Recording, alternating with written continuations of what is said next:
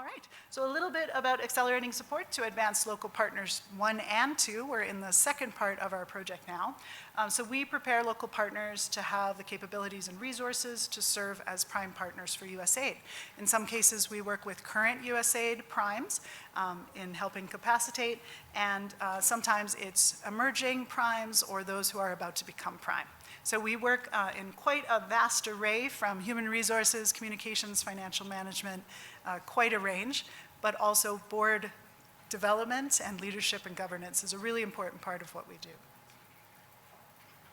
In ASAP 1, we worked with 72 local organizations in 14 countries, 60 local partner organizations, and 12 local government partners. And this is a little bit about our government-to-government work. I think many of you are familiar with us. I recognize names as I've been walking around in the last couple days from our webinars and things. So this is a little bit about our government-to-government work that we do with USAID and supporting the agreements. And we do quite a number of webinars. I think in total we're at 80-something at this point, and they're all available to you online. So even if you're not working with ASAP, but you're working with USAID, we have these webinars that are available to you at all time. They're very specific for PEPFAR and USAID-funded organizations. So a wide range of topics. We send out a newsletter every week with information from USAID that they'd like to share. Training scholarships and training manuals, which I'll talk about in a minute. And we do an organizational assessment. It's based off of USAID's NUPIS, and it's called the NUPIS Plus. A little bit about the webinars. I won't go into it too much because I know many of you have joined us, and you are welcome to view the webinars at any time. They are recorded and available for on-demand viewing. We also do communities of practice in 3 languages, English, French, and Portuguese. Currently in M&E, gender, leadership and governance, finance and compliance. And that's just our newsletter. And in ASAP 1, we developed 3 manuals. So these manuals are also available for all USAID-funded partners. So board leadership and governance, which the person who wrote it is here today. So she's going to present today, and she is one of my favorite presenters. She's a very natural presenter, and she is full of information and experience, and I'm really excited to have her and to be able to introduce her in a moment. We did a NUPIS Plus training manual and sub-award management manual as well. So these are all available to you as well, and we'll be sending out information after the session, after the local partner meeting, so you can access these. And this is the website where you can get most of these resources. And now I'm very excited to turn this over because I am just wanting to listen to Petronella speak.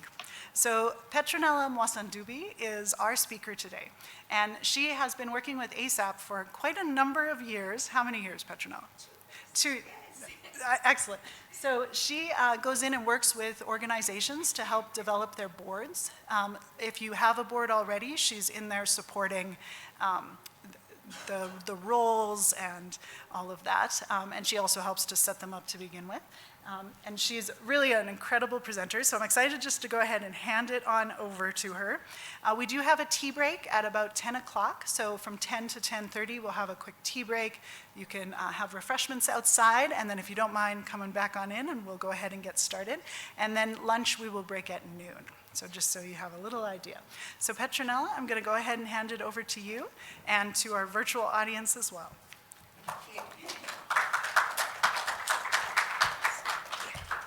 Thank you very much, Susan. I don't know, I appreciate the nice comments.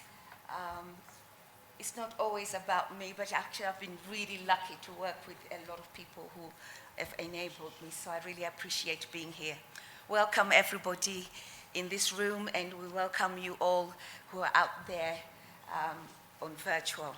So, building highly effective boards is something that I think should be fun, but I think people tend to be so afraid because, you know, sometimes we're not so sure about where to go, what are the issues. And so today, as I was planning for this session, I thought, okay, let's just keep it simple. So I'm hoping that we'll be covering issues where a lot of strategies, a few frameworks, but hopefully each one of us will have something to take away. It will apply to you at different levels, because I know the local partners we've been working with are at very different levels. So you'll bear with me, but I'm sure, it will all fall into place as we go. So the objectives of this workshop is really, I'd love us to explore some big themes on factors that create and sustain performing board leadership. What is it that makes it or breaks it for the boards? The little things that actually make a difference. And why that is important is because, as you heard from Susan, that's one of our key stakeholders.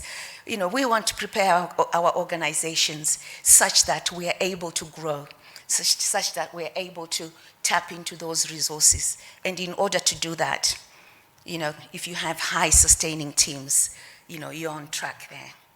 And then also, create a space to reflect on our own practices and perspectives as leaders. So hopefully today, some of the things I will talk about may touch a nerve and say, oh, maybe that's me, or maybe that's my colleague I'm working with, because we're all different. But I think it will also be something to take away in terms of reflection. And then hopefully some of the frameworks, suggestions that I'll be sharing with you, and indeed in the training manual, which is very large, there are a lot of other frameworks that you need to tap into as well. And then hopefully, there'll be some personal, collective board leadership actions that you may want to take away. So I thought, okay, where do we start? Let's just, clarify what is board governance. Really, this is the leadership of decision-making, culture, controls, and accountability from the organization. And ultimately, it's about looking at how you get those, achieve your outcomes. In reality, governance, for me, it's really about happy, capable people delivering great outcomes and making the world a better place. This is the more softy approach to it for me.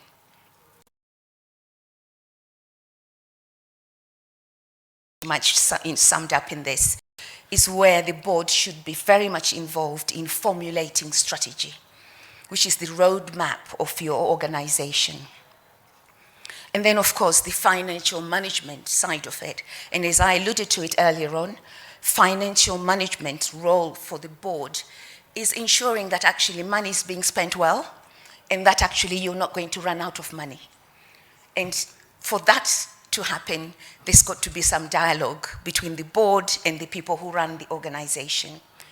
And a lot of times when I've gone around in the country, different countries, this is one area where there seem to be a bit of, people are not so sure who is in charge here when it comes to resources. Is it the executive director who started the organization, is working with a huge team, and they've got a lot of programs on board, and they're running the organization, okay. But then the requirement is that they've got to have a board. And the board's role of oversight is really, really clear, as I say. Is there money? And if the money is there, is it being spent well? And how you do that, we'll be talking about as we go on. So it's really, really important to think about that. And ultimately, it leads to good performance in terms of where you want to go. So when I start thinking about governance and leadership, there are so many frameworks that come to mind. And certainly things like the Deloitte operating model, then there's some other frameworks that come in, advisory board best practice principles. You will see some of those that we've not even used, board dynamics, where they talk about different elements of the board, and frameworks for reporting, dashboards, red, amber, green frameworks that actually keeps you on tab.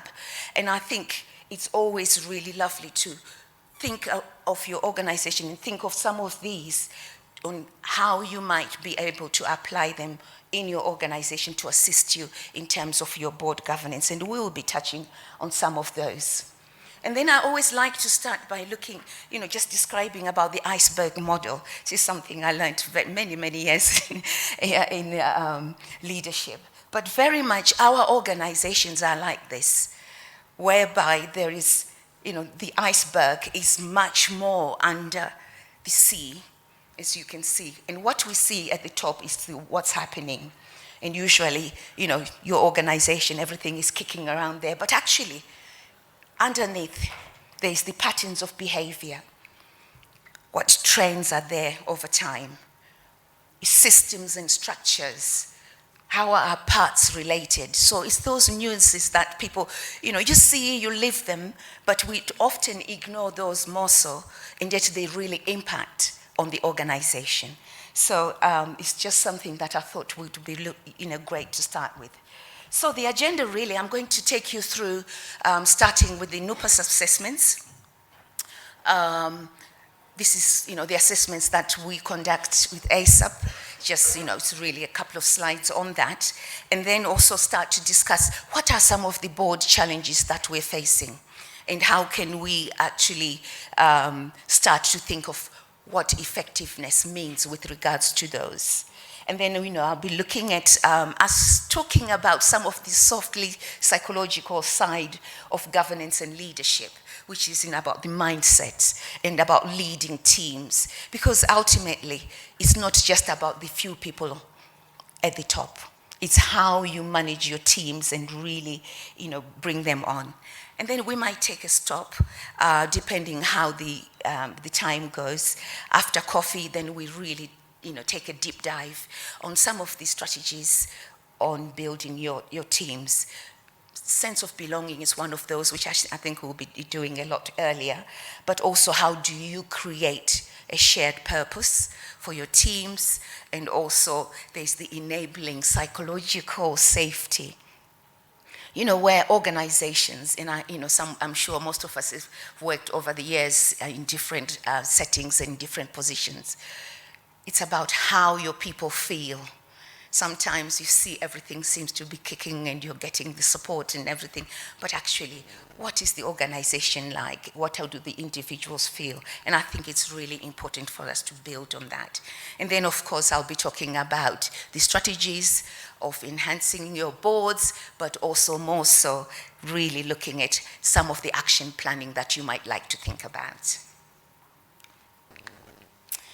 So with ASAP, we've been conducting NUPAS Plus assessments for our local partners. I'm sure some of you in this room and virtual have attended those or have been, part of the assessments. So usually when it comes to leadership and governance, we cover issues around the legal requirements. So when the team comes on board, they want to know what sort of setup have you got in terms of the board itself. So compliance with legal requirements, your licensing, your constitution, the laws of the country. It's always really important for us to look at where the organization is at. And then, of course, looking also at the structures. So I've mentioned the constitution already, but the charter. Does the board actually have a charter that they work to, with terms of references? When you recruit new people, do they actually, get, introduced to what is expected of them in your organization, and they use that as, a structure to follow, to support them as they, engage in the organization.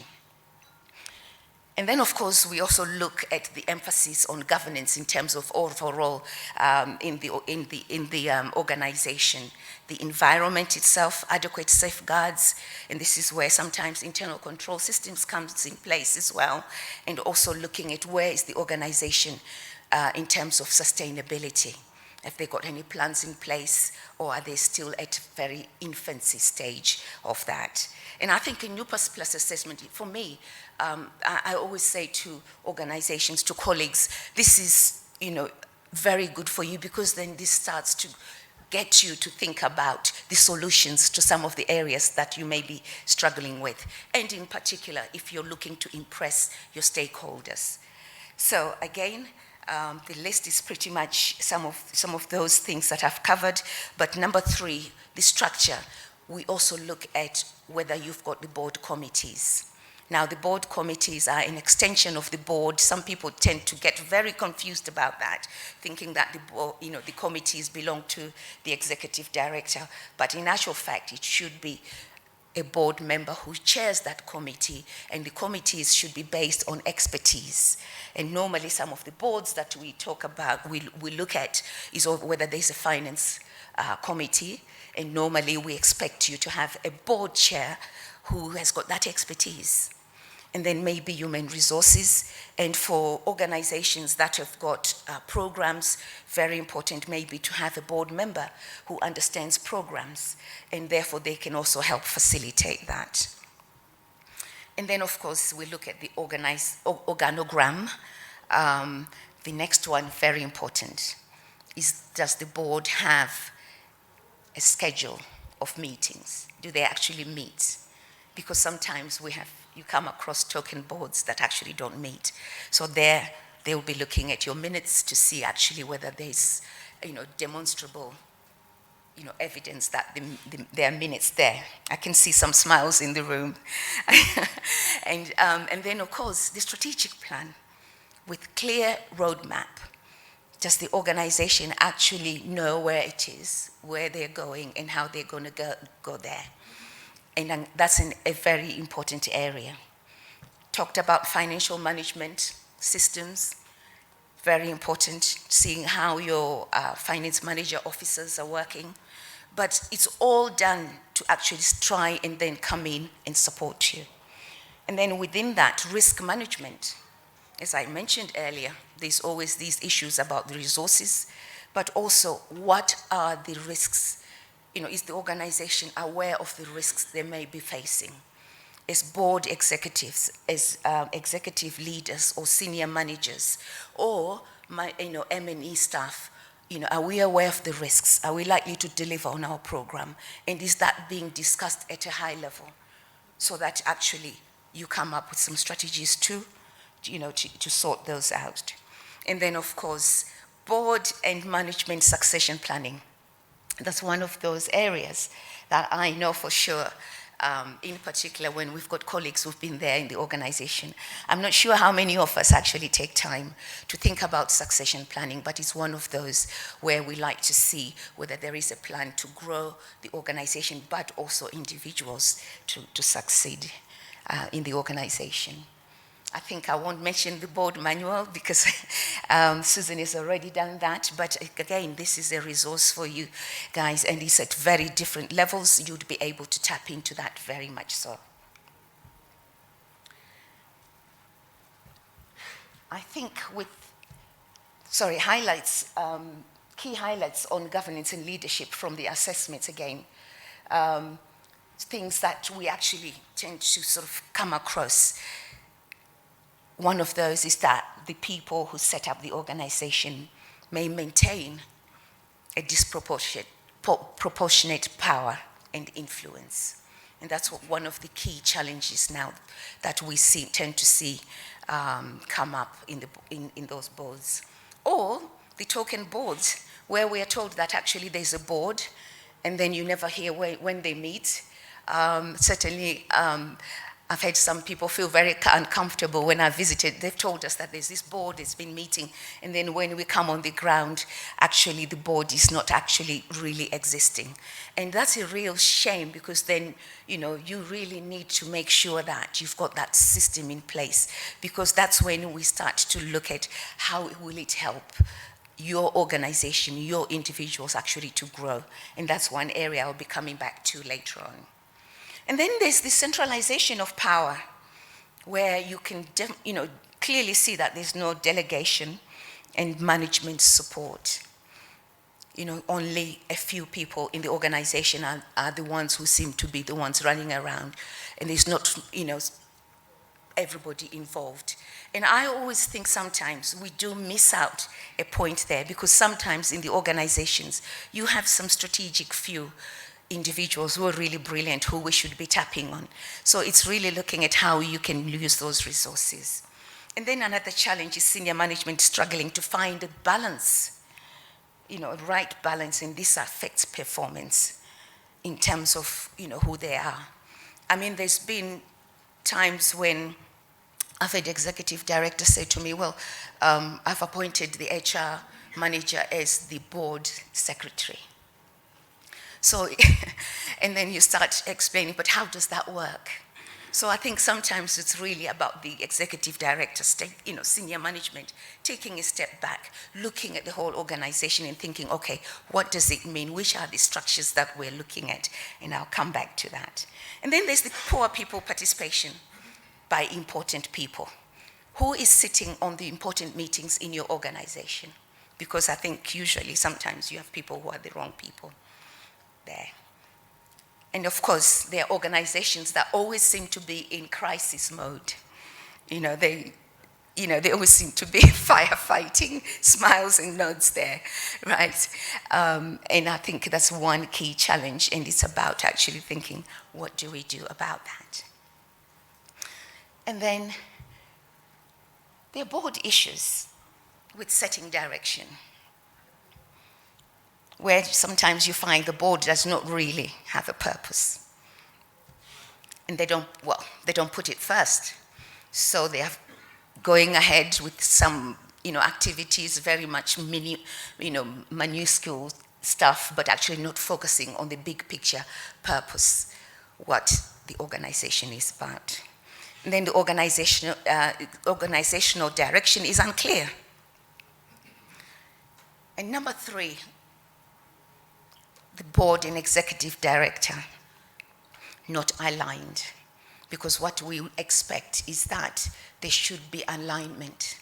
What I'm talking about here, we're not saying that normally the board governs, the executive director runs the organization, and we don't expect the board to be interfering with operations, but those 3 pillars of strategy, advisory role of the board, and risk management should be part of that. So there should be a great, understanding between those 2. What about executive director who seems to have more power than the board? Have we come across some of those? I certainly have seen that, and that can be a real challenge. And what do you do about that? Because clearly the executive director is their baby. And, then we're coming in and we're trying to sort of say, well, in order for you to be successful, maybe we need to take a step back. And then, of course, you may have a board, but actually 1 or 2 board members dominate the board.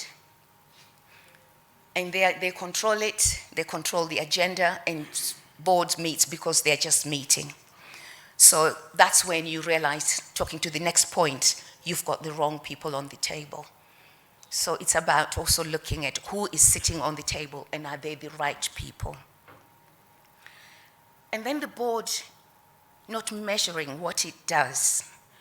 So how would you know whether you're really doing well? So it's about those key elements that I want us to cover shortly. How does the board get to know and measure what they do and make an impact and work well with the teams on the ground? Board meetings that do not add value, very key. There is an agenda, but actually they just meet very quickly and then they disappear and then they leave. They don't meet for another 3-4 months. So there's no continuity and there's no substance in what is being discussed. But the last one also, sometimes, we come across the boards and the executives who are not even celebrating what they do. Because when I'm talking about some of the issues here, it's not just the negatives, but actually, it's something about, actually there's a lot of work that's happening on the ground in terms of the program delivery and everything, and how often do they celebrate? They don't often celebrate that. And that speaks to your strategic direction as well.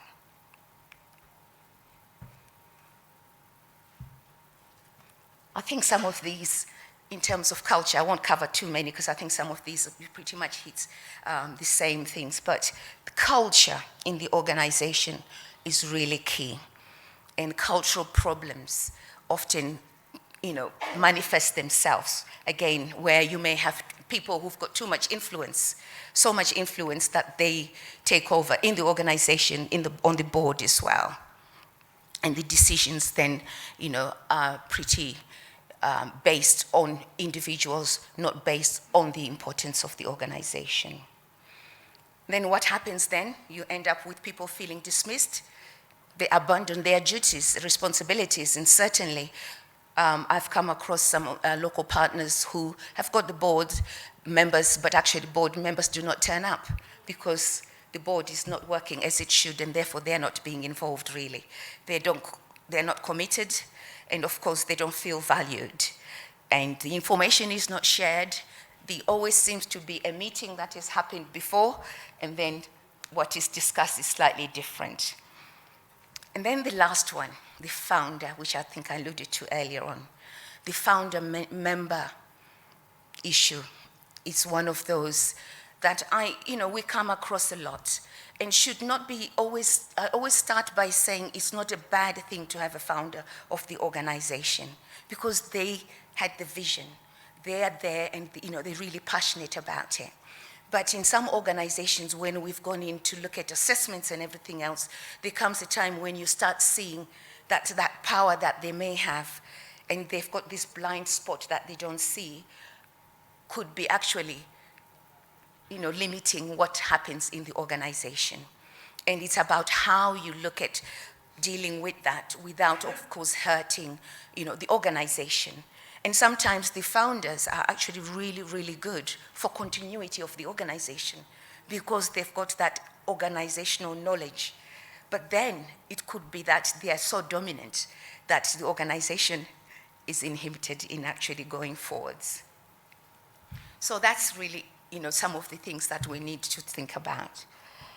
And again, the same, carrying on from the people I'm talking about, what you tend then to find is that, the chair is not really independent. The decisions they may be making are not really based on, the reality. And then, of course, there's usually a presence of conflicts of interest. And with conflict of interest, sometimes it's about the people who've been brought in, who actually should not be sitting on the board, and therefore their position in making decisions is such that actually it's compromising everything. What about the old school friends? Again, similar thing, where people actually feel that our friends, I'll bring in the board members who should be friends as opposed to actually looking at what they should be doing. One of the things, the key roles of the board is actually to manage the executive director. And one of the things that we find is that, the executive director has no key performance indicators. So no one is really managing them. And that is really important as well. There's no annual review. And again, that then tends to move into just people focusing on operations, but not looking at strategic thinking. And then sometimes there's no agreement between the board and management on what are the risk issues that actually are impacting, because of course you're not measuring any of the outputs there. So in a nutshell, there are two types of boards as I move on into the other section. One that is very engaging, positive, with a leadership presence, setting expectations, roadmap, clear focus, demonstrable in terms of the values of success, and also provides advice, energy, resources, and inspiration. But then the other mindset is very much, you can see the dysfunction. There's this thing that we call in leadership where if you're in an organization, they say you should always go up the stairs as if you're going on the second floor. And if you were to look down on what's happening in the organization, what do you see? And this is the side of things where you actually see the dysfunction, the distorted power dynamics. The direction is very fuzzy. The eye is not always on resources, and approaches do not reflect the needs and the solutions of the organization. And I think with the board, and effective boards, we need to start with the softer side of things. And for me, building belonging is really key, a critical task for a leader of teams. How are you creating a sense of belonging in the organization? Yeah? That everyone is seen and valued for their unique and authentic selves. It's really key. And of course, that also talks to the diversity. Are we, very aware of the gender issues that, that we come across all the time, the diversity in terms of the facts and or choices that are there? Very important. And if we feel we belong, we thrive, and so do the people around us. And I always think that that's really important. And again, an organization where people are accepted, included, listened to, and fully involved, I think, that's where we're going, and that's what we want to start with. But now we will then think, okay, how do we start building belonging as a board? It's about the climate. Is it welcoming, openness, fairness, and what unites us? I think a key question should always be, what unites the board and the executive in the organization? And then, of course, the leadership. Are they giving perspective in the organization? Yeah? Is there mentorship supporting the board chair? If you've got a real good chair, they should be mentoring, and vice versa. Very important. Is everybody included? Because belonging is about starting to do that. Kindness and civility. And sometimes I see that in organizations we don't often do that. I know it's the soft stuff and we're going to get to the harder stuff, but it's always important to start. For me, important, people belonging. So our practice is what you do, collaboration, power with, not with, but not power over people. I think it's really key. And what does that mean? Board questioning and reflecting on to what extent are we engaging and allowing the board members, executive director, senior management to speak and participate fully in decisions.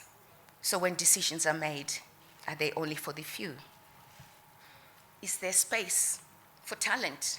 I talked about the strategic few, each of your organizations. And when I worked years ago in Deloitte in capacity strengthening, one of the things we always had was this strategic few matrix. And it's always important for you to think about that. I should have put a slide on that where you look at, in your organization, your top team and the board. Who are the strategic few and the people who are really dynamic? And are we actually enabling them? And can we give them stretch? Are they the high professionals? Can we give them stretch objectives so that they can contribute to your organization? So the mentorship, inclusion, very key. Are we asking people if they feel they are included? If not, then that's also another deal breaker that we need to think about.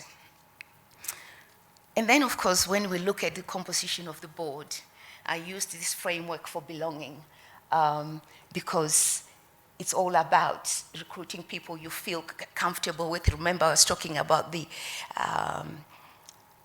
your founder and the other people who are already dominant in the organization.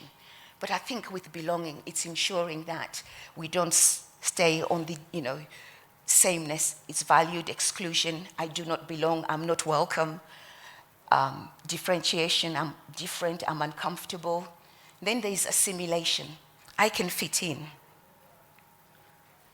I have to be guarded, though. And then inclusion, which is where we want, is I belong. I can be myself. So it all sounds stuffy, touchy stuff, but it's really important. But when you look at some of the boards that we have, why I decided to put this slide, is that usually we tend to recruit people who are same as us, as opposed to what is it they can do and the diversity they can bring in order to enhance the organization. So, for instance, for some of the organizations that are specialty, what I say, their work is very much special. They tend to bring people from that community only. and therefore the board, the skills and everything else is not as it should. So it's really important to think about belonging, but also bringing in and including those who don't belong, but very important to actually think, big picture here. So now when we start looking at board effectiveness, it's about adding value. By being lean, transparent, as I say, and ethical, we say, tackling some of the operational challenges, and also looking at does it in the ways that complement the big picture. Sorry, that should be one line there. And always seeking the best outcomes for your stakeholders. This should be always one of the things we should be asking ourselves. Is it about the big picture? And also within the picture vision, what would our stakeholders say? What would be the outcomes we are expecting for the people who are recipients of our services, but the stakeholders who are funding you in order to be, the organizations that you are. And where this starts is very much about a terrific board chair. Someone who sets the tone in the organization. So what I'm saying here is we need to think, is our current board chair setting the tone? What is their position? How are they behaving? And one important thing is integrity, the principles, the ethics. Someone who does not just listen to what they are being told, but they make sure that they've got their antennae understanding what is happening in the organization.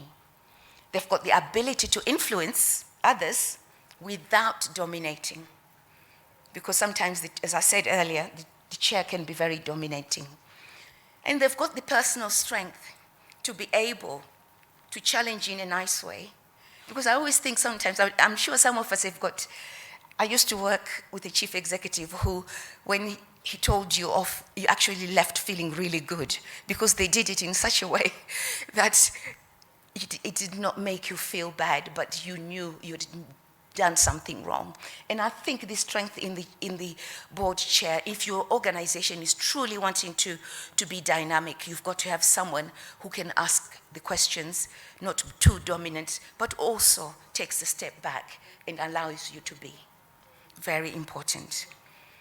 And has got the clear vision and passion for the board. And I see this. Recently I was in one of our countries, and the guys immediately organized a board meeting. And what I saw there was dynamic chair who was actually in control. And everybody felt they were included, and the board was talking about high level, passion, the vision was there. And of course, the intellect and experience. So having that the board committees is very important. Maybe we should ask a question out there. How many of us have got board committees in terms of finance, human resources, or programs? Because I think it's a key thing. I don't know, hopefully, virtually people will be able to answer that.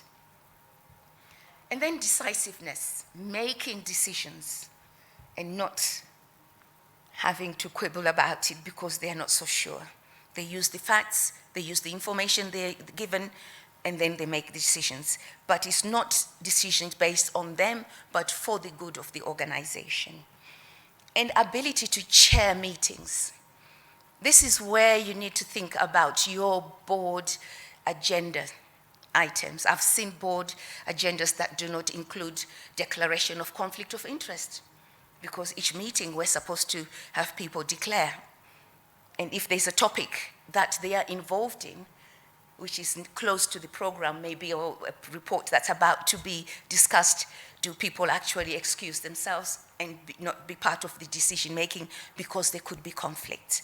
It's really important.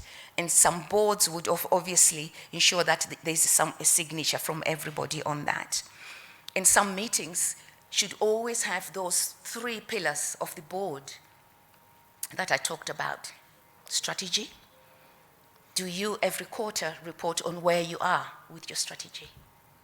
Because if you don't, then how do you know you're implementing your strategy okay, and that things are going as they should? So the board agenda should always have something on progress on your strategic plan, your strategic goals, outcomes, and the key performance indicators that you will have set. And then also, there should be a standing agenda item on finance, where I would expect that you would bring a finance manager with a report, not too involved in the minutiae of finance, but at a high level. And are there any risks? As I said, because that question I keep repeating, are we likely to run out of resources, money? Because the board needs to be aware of that. More often, there are boards that don't discuss that because it's seen as if it's for the executive director. And then there are some board reserved items that should be also discussed. Very important at meetings. Some items where the executive director might have to leave because it's something to do with issues that are happening on the ground, and the board has got to discuss, and they may have to vote on that. And where it gets really tricky is having the executive and the board there, the dynamics. And if you set it out in such a way everybody understands their role, then they shouldn't take issue with being left out sometimes when the board has to, decide on the fundamentals and the action plans, and then work with the executive on what we're going to do. So ability to chair meetings as a board is very important. And of course, coaching skills. What we want, if you've got people with expertise, it's about ensuring that we've got, you're able to coach your individuals, the managers, the board, the board. What I found recently, I visited Namibia, and it was wonderful seeing the board executive with finance was actually one day in the organization sitting with the finance team and talking through finances, some of the issues there. But you know that she's not going to report on all the expenses, per diems and all that, but the high level stuff. But that's really important because they're coaching, they're supporting, but also ensuring that your systems are strong in that. And then, of course, emotional intelligence. When you recruit any board members or your executive director, emotional intelligence is really good. You've got to think about that. Emotional intelligence about how people manage themselves and manage their others. It's about the empathy. Do they always put themselves in the other person's position? And when you recruit, sometimes there are some emotional intelligent questions that you should always have to actually get some people who are right with emotional intelligence. Because if you don't have an emotionally intelligent board, you're likely to have chaos with that. And then, of course, the chair and leadership combined, even better. We should always ensure about creating that relationship where they work together. And that slide should have been a bit more later, really. Yeah. And then what about sharpening your governance? It's about bringing in quality board members. And again, talks to having this skill set. And I will come to it in a moment because we'll share the board skills matrix of that. Quality board members, meaning that they are coming to contribute. They are not coming to just sit at the board. Having the right conversations, very important, in and out of the board. Doing the right thinking. Are we taking time to think? And I always say it's really important that the board has a presence in the organization every now and then. So do your board members sometimes take time to be in the organization? I gave an example of the finance person, but sometimes just to get a feel of what's happening, but not to interfere, but also be supportive there. Focusing on the right issues.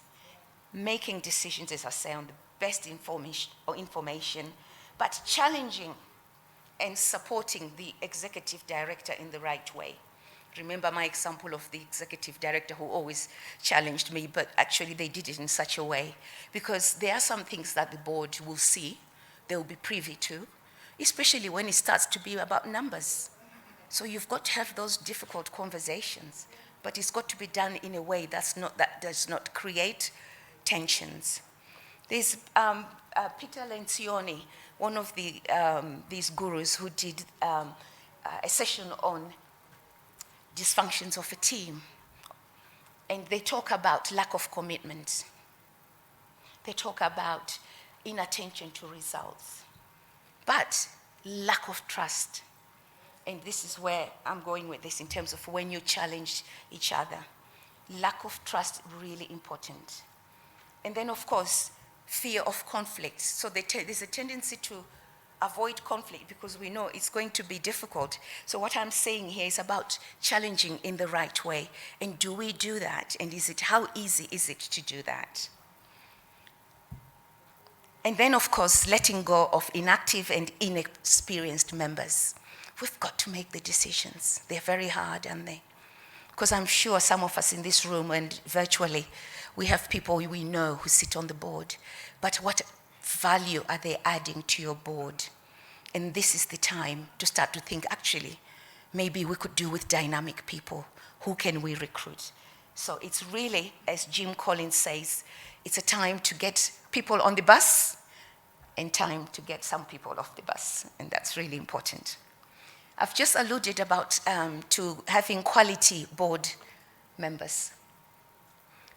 The use of a board skills matrix is really important. It's a tool that we share a lot in governance, where if you're going to recruit people, as you can see, very clear, you should be mapping as an organization.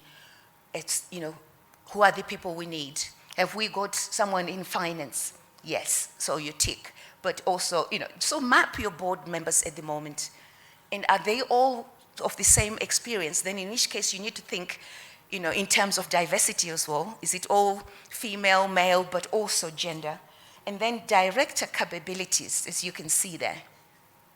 So there's the core skills, technical, very important. Relevant industry, the industry we're in is pretty key. Some people who've managed risk would be good if your organization is looking to grow. But then when you also look at the director capabilities, have a dialogue on what type of people are we looking for? We want people who are able to look at the data, all those charts that you're looking at, capacity to deliver a logical argument, all that, including, again, as I say, the gender, break there. Board skills matrix is really important, and it helps you hone in on the key people you want. And then, of course, some people think that if a board member comes, they don't need a job description. Part of your board charter and the tools we need is to have role descriptions, so that when you get those board members, they immediately know what is expected of them. You also develop an induction program for them, where they're very, sensitized to the organization, covers the responsibility of who is doing what.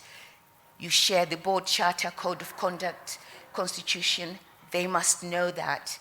I told you about this, the board meeting schedule that should be shared, and the dates, and also what are the key issues, and then cover some issues to do with confidentiality, delegation of authority, who is allowed to do what. So we talk a lot about finance. Is it one person who signs or who authorizes? Is it in terms of how much amount of money the executive top manager is allowed to sign for, and then if it's this much money, it should be more people who are in the senior organizations. And then, of course, discussion of risks the local partner is facing, policies, protocols, and procedures. So inducting your board there. I'll just stop here for a minute and just see if there are any questions or reflections. We don't have any in the room. Sorry, I can see somebody. Yeah. Sure. We don't have a mic.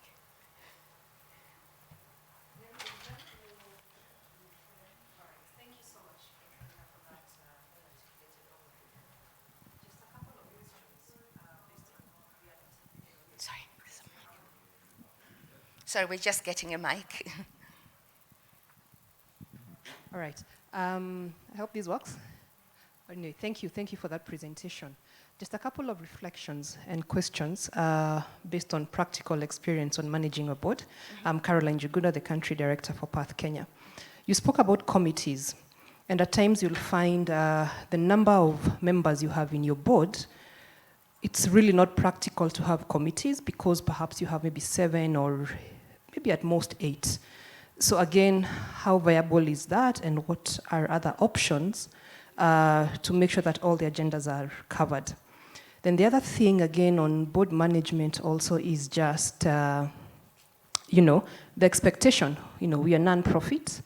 And when you want to bring on board, people you feel that they will add value, they also have an expectation, of them being remunerated, which again, introduces a catch-22 situation. So just maybe guidance on that. Thank you. Sure. Yes, I think actually normally a board, we talk about maybe 5 to 7 board members, depending on the size of the organization. And when it comes to the board committees, I think it's for you, the executive director and the board chair and key people, to look at which ones are really fundamental and will make, will be good for the performance and the outcomes that you're looking for. So for instance, the finance one, we know that one really ought to be a standing, board committees. And then sometimes you see organizations where, programs and or human resources, because the people issues, there's a lot around performance management, there's a lot about, disciplinary and, appraisals and all that. And so it really depends on the organization. I hope that sort of answers your questions with regards to that. What was the second one? Oh, remuneration of the board. Now, that's a tricky one because, of course, some of the things we talk about, it almost feels like we're talking about the private sector, doesn't it? When actually we are not a private sector. And again, that's a discussion where I would advocate that the board and the key stakeholders, depending on, how your setup is, stakeholders in the organization need to have a dialogue about, how do you sort of at least give something to the board members for, some people are given time. Some people will say, well, actually, we're such a small organization, we'll do it, because it's voluntarily. But I think it's a dialogue that you've got to have with the key stakeholders and decide on that. I think it's always nice to evaluate, to value the people who are, taking time to support you. So it's up to you to decide what does that look like. I hope that answers the question, because I think the dialogue has got to be internal, it's got to be addressed and maybe, brainstormed, but also making sure that you don't get into trouble with your funders, because there could be rules and regulations with regards to that. So all that is really, really important. But I often find that when it's like that, people are usually happy to volunteer. It's really, that's how they come on board. But then that's where you, as I'm sure as country director, you would then be arranging some away sessions and or events that you bring the board members. And it's about being valued and being appreciated in different ways. And I think when there's that dynamic, which I said, if it's working well and people feel that this sense of belonging and actually you're valuing what they do, then it will work. So it also talks to the executive director role in, and their strategic management of that. But I think we really have to be so sure. I can see you nodding, isn't it? There's a lot around the USAID, guidelines that we have to be very careful about when it comes to giving the board, resources. And then, of course, sometimes, there's another question there. So it's just a comment. Sorry.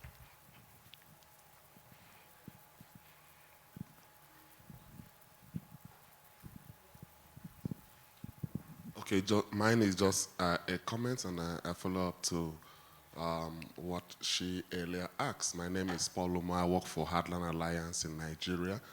I think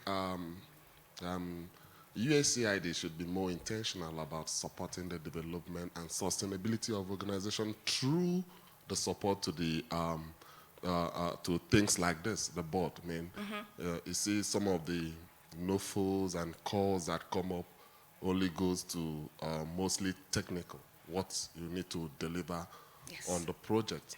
But if we say we want local sustainability of organization, I also want to see, I really want to see more intentional support to organizational sustainability through the board support, the structures, and just like what you're saying.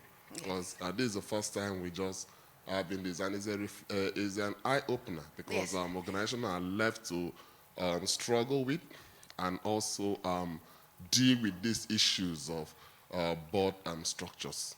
Thank Okay. you.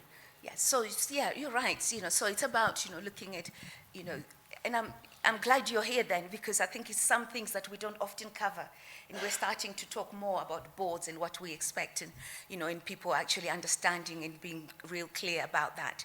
But ultimately, like you say, most of this also leads to your growth and sustainability, and it's really important that we look at. And you're going to find I'm going to cover a few more, areas of that.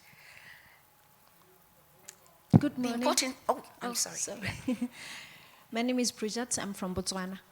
I work for a faith-based organization, and so we are membership-based. And so the board is elected by the AGM. And so I'm here looking at the skills metrics. And so you find yourself at the end of the AGM, you have the board, and now it's too late for you to do the skills because people are elected for you already. And you realize that 90% of them don't have the skills that you require. Yeah. But it's a board that was elected at the AGM, and the AGM is the owners of this organization. And it's so- a lot of people. and it's a lot of people, so gathering them again to say, hey. And there's the nominating committee, by the way. And so as a CEO, you don't want to be seen to be kind of, too noisy and campaigning for certain people because you want certain skills. So how do you strike the balance? Because that's the situation I found myself in. Thank you. That one, the question here is, what happens when people, you've got an AGM that appoints the board members.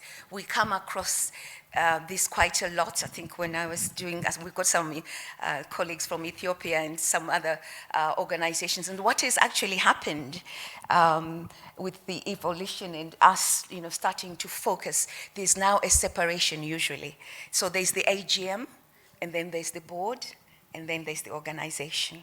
So most of the, and I'm so excited about that because at first it seemed to be a real challenge because I think there was a mishmash of lack of clarity, the boundaries were not clear because this is about the organization.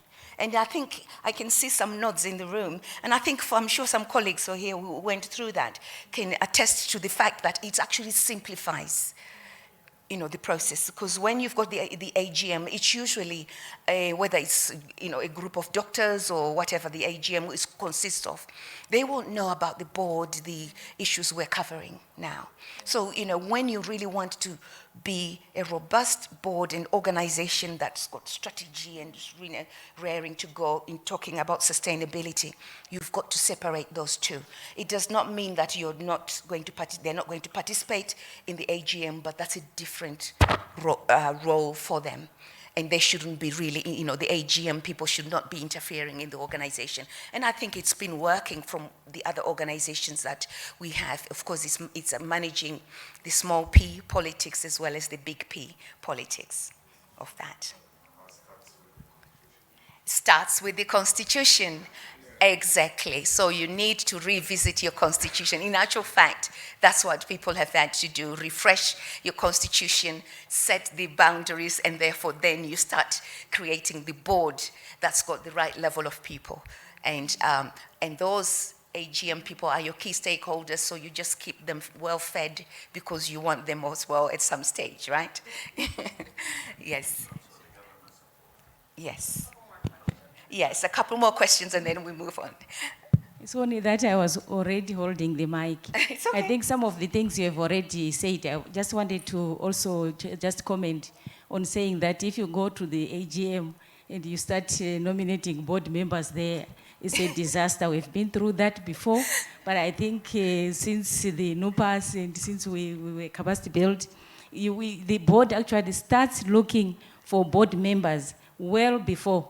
If they know that maybe 2, 3, their term has come to an end, you strategically start looking for what skills are you looking for the board.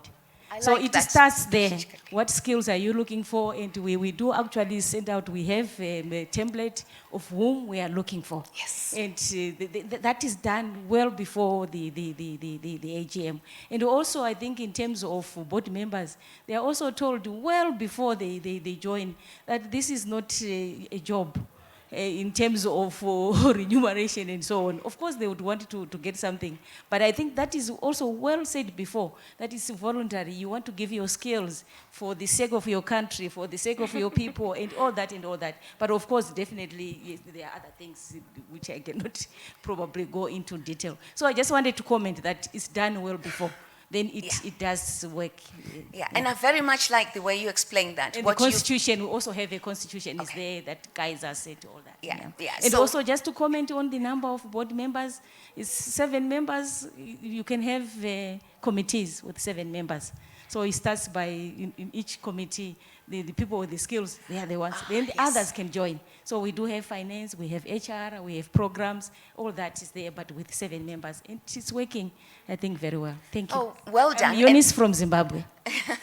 Well done for that. And then, of course, those committees report to the board via the board representative. So it's one of the board reserved items. And that's where we're going. And I'm so excited because I think we're seeing the change in that. And I think also the AGM are not feeling as hurt. Did we have one last question? I think, I can move on. Oh, there's one last one. Yeah. Yes, good morning, members and colleagues. My name is Joseph Balikudembe. I come from Uganda, and I work for a regional referral hospital under the Ministry of Health. I work at a sub-national level. Ministry of Health is central and it's the lead agency. So for us, we work under Ministry of Health. So I wanted to comment about a number of things. First of all, the issue of the skills matrix. Since we are supervised by the Ministry of Health, much as we are a self-accounting entity, the Ministry of Health, from time to time, issues guidelines on how boards of the hospital are to be managed. And when it comes to selection, we cover a region of 13 sub-districts in a decentralized system of governance. And each of those districts is supposed to nominate a member to the board. There are special skills that the Ministry of Health looks out for. And right now we are looking at a hospital as an institute that develops and looks at development. So one of the requirements, they say, you must select someone who is business-oriented to sit on the board, so that he is going to be able to guide the hospital management on how to develop, raise more funds, and also move forward. Yeah. Then there is somebody who is a specialist in finance.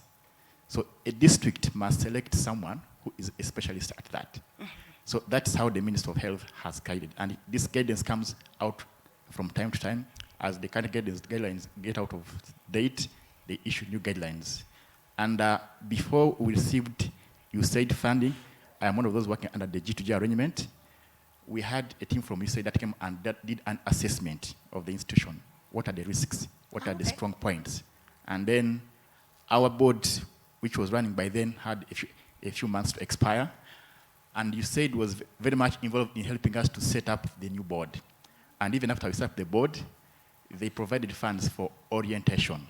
We had experts from the private sector and the Ministry of Health and other National Planning Authority, which is a government agency, to come and orient the board and strengthen our capacity to be more strategic and also forward-looking.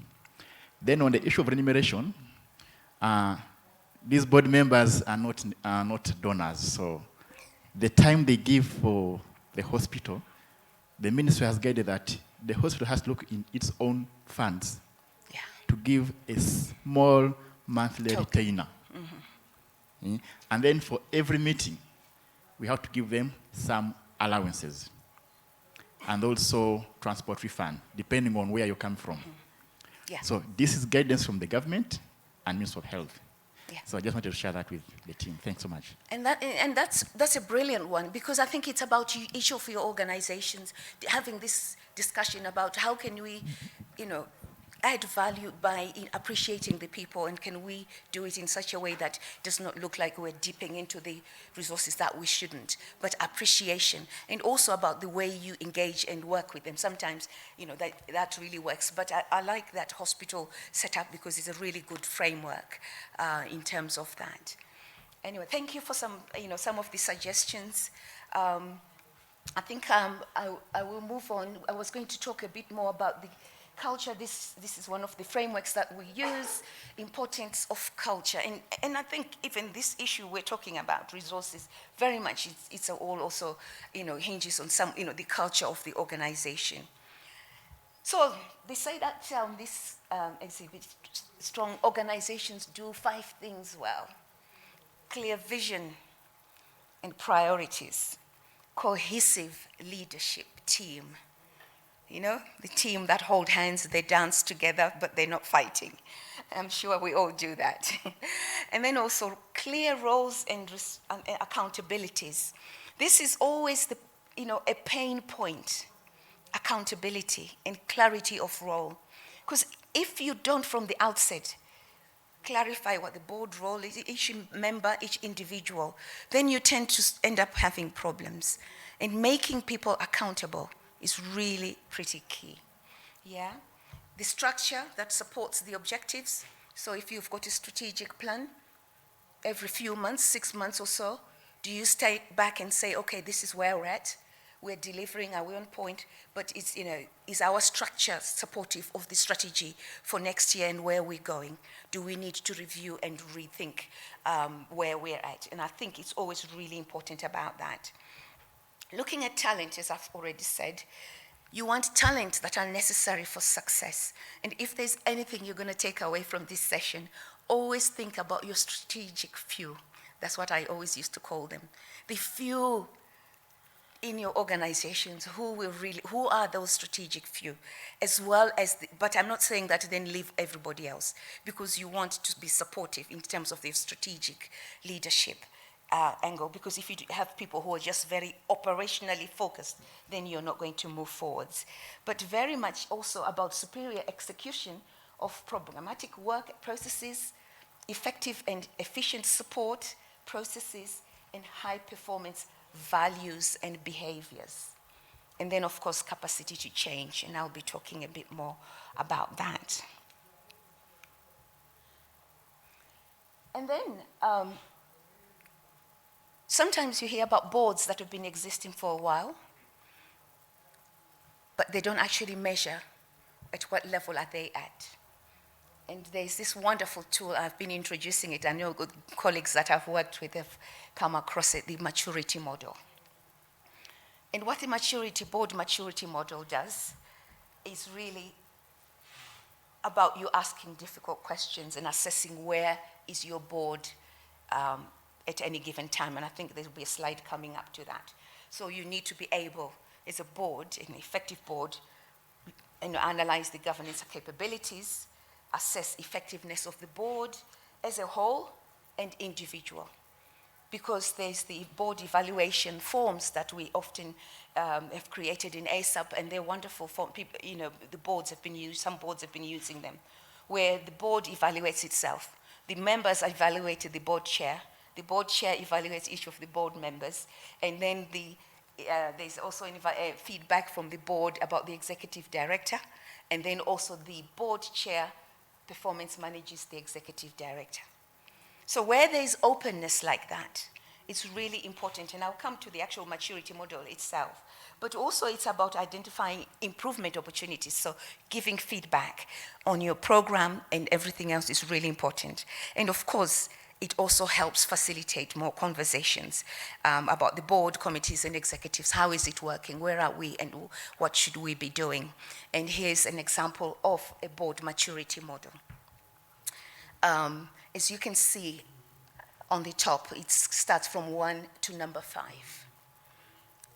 And, sometimes we use different terms, but here I've got forming at number 1, developing, where it's informal practices, and then you're progressing, you've got good practices in place, and then you're established, advanced, you're now strong, and then of course your board is innovating, It's right at the top there, best practices.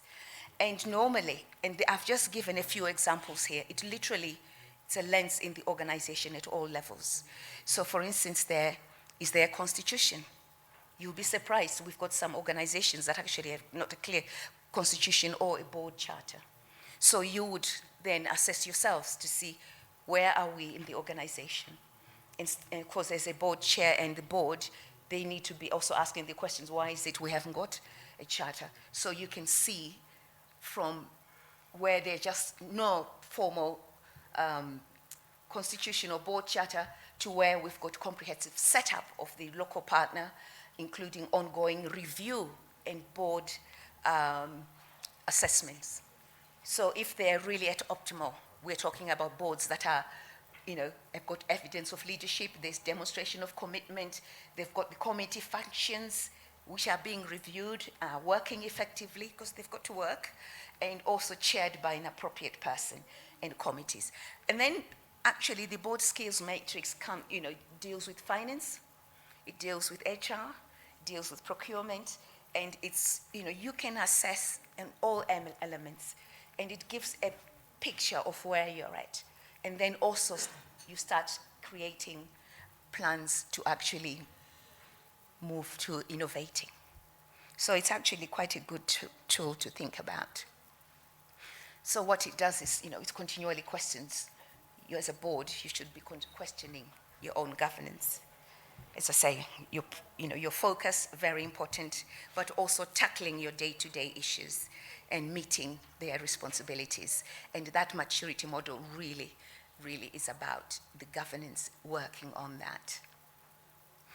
And then I've been talking a lot about risk, very important, because the organization has to know its the risk. And what we have on the left is the risk map. The teams I've worked with, I'm sure you're aware of this because we've covered it in the trainings and everything else, and it will be in the board manual. Very important to understand what are your risks you're facing. The board and the executive team, senior management, should make time to find out what are the key risks. Not necessarily just financial. It could be from the areas you're functioning at. Are there risks that impact your organization? Risks to your staff? All those risks. And then what you do is you're supposed to map those risks. And of course, it's a traffic light system. The green is things that you're aware of, it's being dealt with, everything is okay. But when you're in amber, are we actually, if we've got someone assigned, and are we aware of the risks and who is dealing with it? So you assign someone who will then report on that. And of course, the red ones should be discussed clearly at the board, and also with people designated to ensure that maybe if it's a finance issue, then the finance chair would also be leading on that and working with the team. But there should always be a risk management session in the organization where you look, where are you at? And of course, in each of our strategic plans, there's always a page or two on the risks that the organization is likely to face. You will find in your slides that on the right is just another capability maturity stage model, so that you can actually use in terms of risk to actually see where are we at. Are we still really at a very dangerous stage, or actually we are actually risk intelligent, which means that we're aware of our risk, we're doing something about it, and it's not likely to impact the organization. And what that means, the board's role in risk management, you should always be asking the questions. What could stop us from achieving our priorities? What could ruin our reputation? Because it's pretty key. What could ruin our financial position? What could put us out of business, as in not business, but the work we're doing, And what has happened in other governance failures that we can learn from. So it's about also learning from others, or learning from previous incidences, so that it does not happen again. So risk management is really important. Board should always be discussing this. As I said, it's a board reserved item. And then there's this framework. I use this a lot when I'm training and going around with, in organizations. Assurance, which is pretty key. Assurance beats reassurance. This is where the board should, are they really assured that you've established that all is well in the organization when you're talking about risks? Or reassurance, reactively having concerns dispelled by someone. So what we want is a board that actually is well established. They are assured that actually everything is happening as it should. Whereas if your board only depends on one or two people saying, oh yeah, everything is fine, then you are likely to have problems, isn't it? Because there's no openness. You might not actually be getting the information that you need to address those things. So challenging is really positive. So board members having the duty to ask the questions about risk. What I usually find, and historically, we find people just ask at the surface, but they don't take a deep dive. And I'm saying we need, as executives and as board, to take a deep dive on risk management. And it's very simple, not too complicated. Where are we? What we are being told as the risk, is this what it is? And there's honesty and openness about that. And then you do something about it. So it's really important. I'm giving another example here of organization sustainability maturity model. Always assessing yourselves, as I said, with risk, but also other areas there.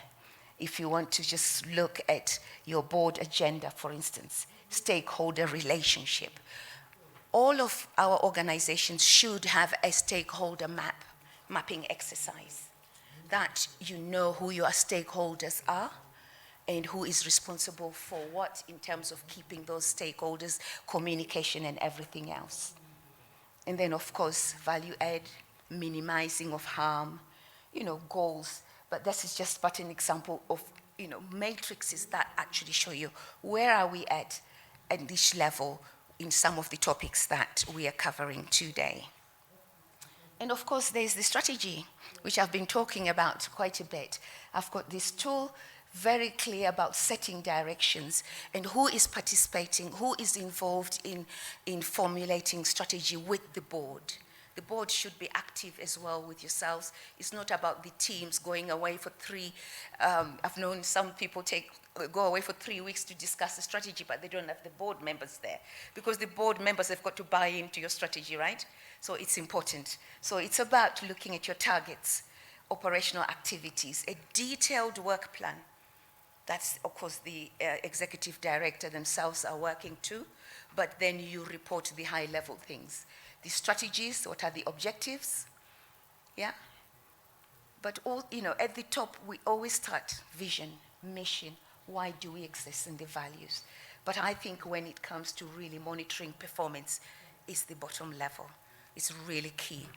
Again, discussed at the board, but not in too much in depth. So with high sustaining boards, I think we'll probably have coffee in a minute.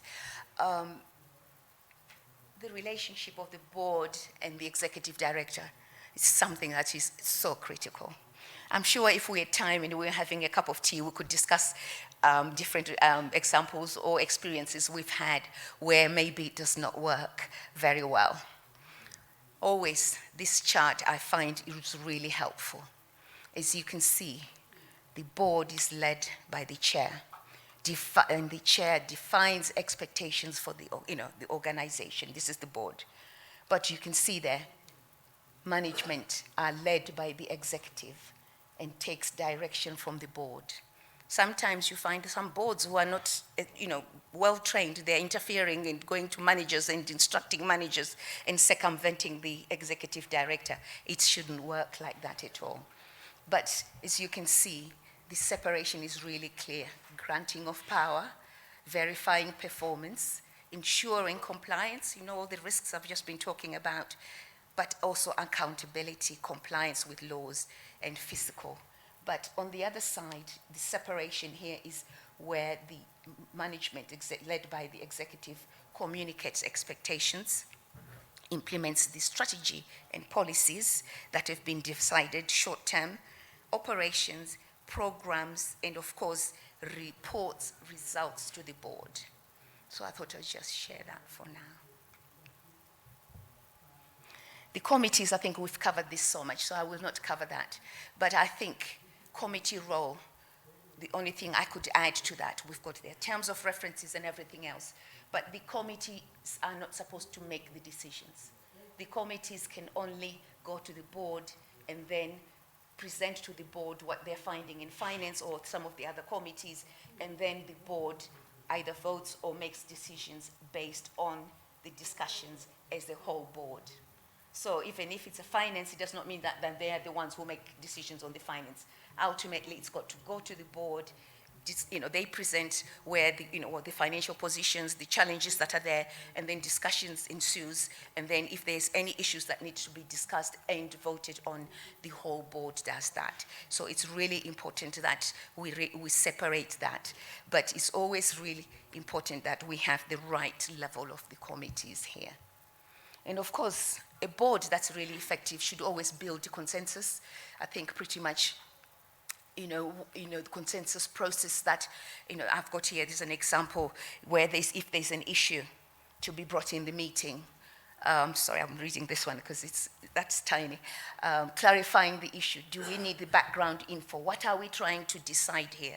There should always be a process of looking at the fundamental issues. Discussion. Share how we feel about the issue. Pool ideas. Separating areas of agreement and disagreement. And also then, moving to the next, what's the proposal? What do we accept? What if there's no consensus? What needs to happen? So it needs to be structured discussions that, people really feel they can contribute. Remember, one of the dysfunctions I talked about where people feel left out, but consensus is always very important, and that voting comes into that as well. So I think it's a practice we need to think about as a board. My screen is covered, so I'm going to have to read on this. So this slide, I thought we would make a stop and perhaps we can have a quick early coffee, and then we'll come back, I think, after this. You'll see, it's a tool I use a lot when I'm facilitating people, just to sort of say, so the people who are in this room and people virtual, what is driving your board? And, it would be lovely. It's a shame I don't see any chat comments there. Perhaps at break we'll have it fixed. So for instance, people in this room, what you would be doing is thinking, what type of board have we got? Is it a personality board? And its key features this board is driven by results. Strong, iconic leader. Use passion to exert power. You see the word power there? Often strong, task-focused chair or chief exec. And the key word, what they say is, trust me. And of course, there are benefits and challenges to that. It's nimble, rapid decisions, risk-taking, innovative. The leader can alienate. There's no empowerment in this one. Always changing and can overreach. They all, overstretch themselves. And then there's a people board. Its key features are driven by relationships.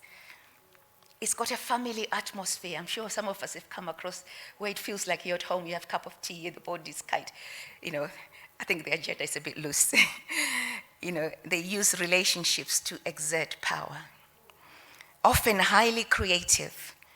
And people-oriented chair, so they're into the people, and or chief exec. So their mantra is involve me. So the benefits and challenges, they are always consensus-driven. Let's have a consensus. But sometimes you might be stuck in that consensus. Yeah, the team, of the team. Loyalty, everybody's loyal. They're encouraged and rewarded. But they resist outsiders. So if a new board member comes in and starts suggesting something, they may well not like it. They don't like change.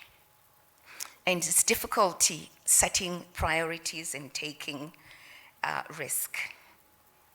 And of course, their greatest fear, sorry, I can see we're missing some words there. The first one is power sharing, and I will kind of pull it up a bit during the break. Performance board is driven by best practices, replication of tasks, use reason and measures of performance to exert power. Chair and CEO is often a peacemaker and consensus builder. Remember, I've just been talking about consensus. So they say, show me.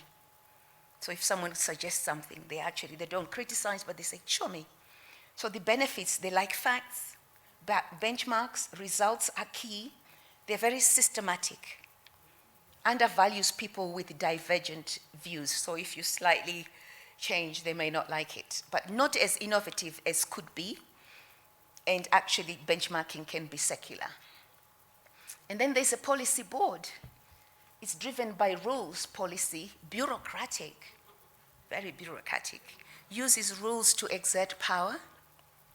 The chair or CEO often sort of very analytical and very precise. And they say, tell me. And of course, they've got their benefits. They are cautious and slow decision making, traditional approaches, clear routine, focus, but they're very traditional. And their key downfall is resistance to change. And they don't like outsiders. Oh. And of course, their fear is changing the system. Can you identify with some of these? Getting themselves out of office. So if I were to put hands up, which personality? There's a few hands, about 3, 4. Personality boards, right? What about the people board? Sorry? No, The people. We didn't say, we wanted to comment. Oh, I see, you want to comment? Okay, we'll have mics. I think the people can hear, right? You want to comment. This one is a good one.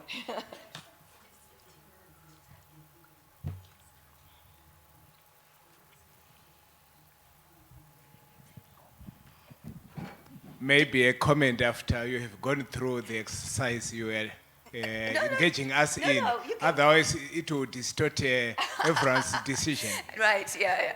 No, all I was going to say is, I asked about the personality boards, but have people, has anyone worked with the people boards? That is sort of very focused. Oh, it's not working. Okay. I looked, as you were talking, I looked at everything and I said, I think Petronella has left one. Which one? Which you can have a bit of everything. You mean you can tell taking bits from Because each I one think of those? you need a little bit of the policy, a little bit of this, and you put them together and see what happens. Yeah. Yeah, I think I'm Gift of Trapens from Malawi. Okay, welcome. Yeah, at one point, I thought my board had some aspects, Yes. but I think in 2010, when my offices were raided by the police, all the board members ran away, They ran away. and they resigned. Oh.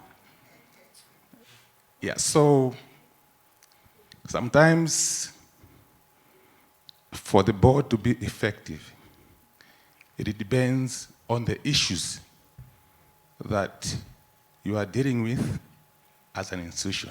Yes. I'm saying this because I work in the key population area. So I've had board members recruited, at the end also turning down their positions, saying my religion is not in line with the issues that you are dealing with.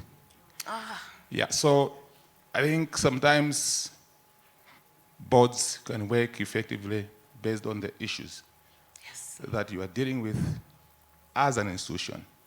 So it can vary from institution to institution. So I wanted just to raise that. That's a experience. brilliant point, because I think some of us are not aware of the key population groups. So, we're talking about the LGBTQ communities, and we've got some wonderful local partners we work with. And I know, especially when if we, actually, thank you for reminding me this, because yes, I think there tends to be, two issues for me. The way they sometimes, when you say people, resign, depending on who, but the way they also recruit sometimes, there's a tendency to feel safer with the people from that community. But I think this talks back to having the right level of skill set and the right level of people in those communities. And what we find is that actually it's about training them on how to network and build the connections so that you get, because in most of the organizations, the big organizations where we might tap into the potential chairperson and or board members, there will be people from that community. So it's about getting out of your comfort zone to actually address that. And I thank you for actually mentioning the key population, because I think it's really, really important. And where it works, I've seen it work. It's really amazing, in terms of the impact, in terms of the output of the health and what's happening with their programs, but also making sure they've got the right level board. But, when they resign, sometimes it's because everybody, the organization is not working as they expect, because sometimes it's about our issues. So now the organization is now covering procurement and all the other issues. And if our people don't understand that, remember at the beginning I said it's about, looking at competencies at the right level and working, developing people. Because at that level, I certainly am loving doing the work also where we bring, the organizational issues to support them. Then they also start to understand that. So thank you for that. I think we've got another one, and then we are going to have coffee soon.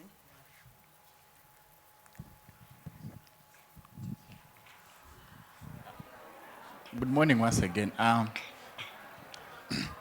Talking about what drives the boards. Before I joined government, I have worked in the private sector. And considering the personality, I am aware of an entity where the founder was actually sacked by the board. Oh.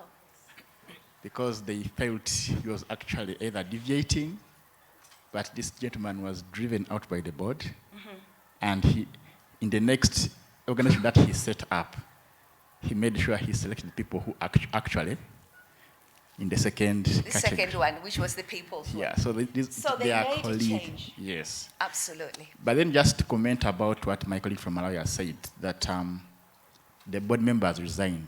There could be two things. One, either they were intimidated by the authorities, because in most governments, the issue of key populations and then LGBTI is still a very sticky issue. It is. So perhaps they were intimidated. Two, they did not fully understand what the organization was about. Yes. So in the beginning, you did not orient them to know exactly what you were up to. And this actually might influence how you set up the next kind of board. Absolutely. You need to explain them to them what exactly is going to be happening with the entity, and then they see whether they can buy in or not. Yeah. Which is why most of the tools I've just been sharing, your skills matrix, job descriptions for the board members. So next time they understand what is expected of them and whether they've actually the capacity. So capability is really important of those people you want to bring in. And if it's any of those where you're just bringing in because it's people from the same community, then you're not going to deliver on it. So shall we take a break, folks? 30 minutes, and then we will reconvene, and hopefully I'll start to take us onto some strategies of how we may be even fully capable boards. Thank you.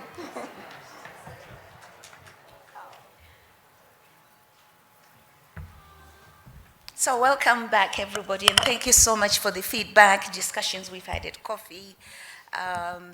And I know there was also some feedback that, this, some of the things had gone fast, because some of them I'm just talking to sort of top surface issues, but I think you will be getting the slides. So hopefully even better, we'll probably be working together on the ground. So, certainly, you noted when Susan was introducing we talked about community of practice. We do have an ASAP community of practice group, which is solely for leadership and governance. So maybe some of you might be able to tap into that. So that's something I'll take on board and talk with the team at ASAP. We often run sessions on various topics, including also development of individuals. So I think we've got a question which been sent virtually. So who is best placed to orient the board? And the ED or an independent or outsourced resource? Well, I think orientation, for me, I think orientation for the board should be internal, because you want them to understand how things work. So it's about them getting to understand the strategic direction of the organization. So someone who understands some of your programs, but also the high level, where is the organization at, numbers of staff, human resources, what are the key issues. So the board gets to understand, what you do. So I think it's really important to do that, because if you outsource it, I'm not just sure. Maybe outsourcing comes when you're talking about training. So for instance, like with us, we're working with some of you have already done the trainings. So it could be, it's about actually getting the board members into training so that they understand their role. I think I would then perhaps think about bringing in someone separate to help, because I think the team on the ground would not be able to do that. I think what is good with some of the tools and frameworks I'm sharing with you is that now it gives you some starting points, in terms of, so for instance, if you've got your board now, you'd be thinking about, that list I gave you, we'll share that, what the job description, each board member having a job description. And the board chair also has it should be a job description for him. So there is in no uncertain terms, they're all clear about what is expected of them. And then they get together, the sessions. I would ideally, if you're going to orient them, I would suggest that there's a program, a structured program for each of the departments' presentations, with openness about what are the key issues in the organization for each of those departments. And then maybe then have a session where you then bring the top team as well as the executive director or country director and the board and have an engagement. I think it's really great, because so the team need to understand and get to know who the board members coming in are. But I think one thing that we often come across very much is where there seems to be this not wanting to get the board embedded with what happens in the organization. Remember, I did say they're not supposed to interfere with operations, but it's actually a good practice to get them signed up on understanding just, how things are going. Sometimes just getting them to come in for a cup of tea so that they get to meet one or two, if you've got something happening, because then that relationship becomes, remember I was talking about trust and commitment. It also then gives them a sense of belonging in terms of actually their role is valued, and then they start also knowing where to start in terms of, taking on the governance role. I think when it's done nicely, without any suspicions, and people, especially us, these organizations in these rooms and on the platform, you might have to let go. If you're not so used to having a board, or you've had one, but it's only been a token, and you're really wanting now to grow your organization, then sometimes it's about letting go in terms of, not wanting to share, because I think they will be very powerful. My colleague and I, we were talking, and some of the colleagues at break time separately, how it is so important. If you're looking at the sustainability of your organization and you're looking to mobilize resources, then you've got to have an organization that is a good entity, that someone walks in. Remember, if I was on the balcony and I'm looking down, what do I see? Is everything as it should? And risks and everything are in place, because that's what your key stakeholders are looking for. And when we're in, this is a very good platform, by the way. Networking is really important. I learned this when I was in the UK. I was a board member once. And, you know, networking with people who may be part of your, you know, your future of your organization. Find out as we speak. In there, we've got USAID, we've got other colleagues. As you're having your cup of tea, you know, I always used to say, and when I do my coaching, is, you know, you need to set yourself a target. Each of you have come as a group. Don't keep together. Go out there and set out 10 in the next 2 days, how many people you're going to speak with, who may be part of the future of your organization. So I think it's really important. And it starts with networking and having the key stakeholders on board. So I'm going to move on, and I think we'll probably finish by 12 or well before that. Continuing our journey, I thought this was really interesting in terms of where people are at. And I think, you know, during the break as well, I've had conversations with individuals. But so you can see, especially, you know, I would suggest when you get this, some of the benefits and challenges of each of those. And when you truly analyze your board and where you're at, actually might give you a good starting point. So, everything I'm talking about is all, you know, I'm going to the softly bits now, and then we'll get to the harder stuff later. It's all about really change management, isn't it? Because we're starting to sort of think big picture. We're starting to think actually effective boards will mean that they're questioning, they're part of the organization. You've got to manage those responsibilities. And indeed, as I said before, I talked about belonging. But when you start thinking about your boards, you've got to start to think about, you know, getting them also involved with the team. And I think when there's energy for change, which is defined as the capacity and drive of a board and executive team or system to act and make the differences necessary to achieve its goals, that energy is, it's exuded, and I think it's really important in terms of, you know, and by the way, some of these little clips I'm using, I've put some references, so if you want to touch base on those, it's really important for you to do that. There's a relationship between high energy and high performance. So, you know, when you start looking at your organization, with those strategic few people have given you a task to go and identify and work to grow your organization, you know, teams with high productive energy. You know, this was a study, by the way, that was done by Brosh, and if we had time, I would have gone into it a bit more. But, you know, they talk about high productive energy.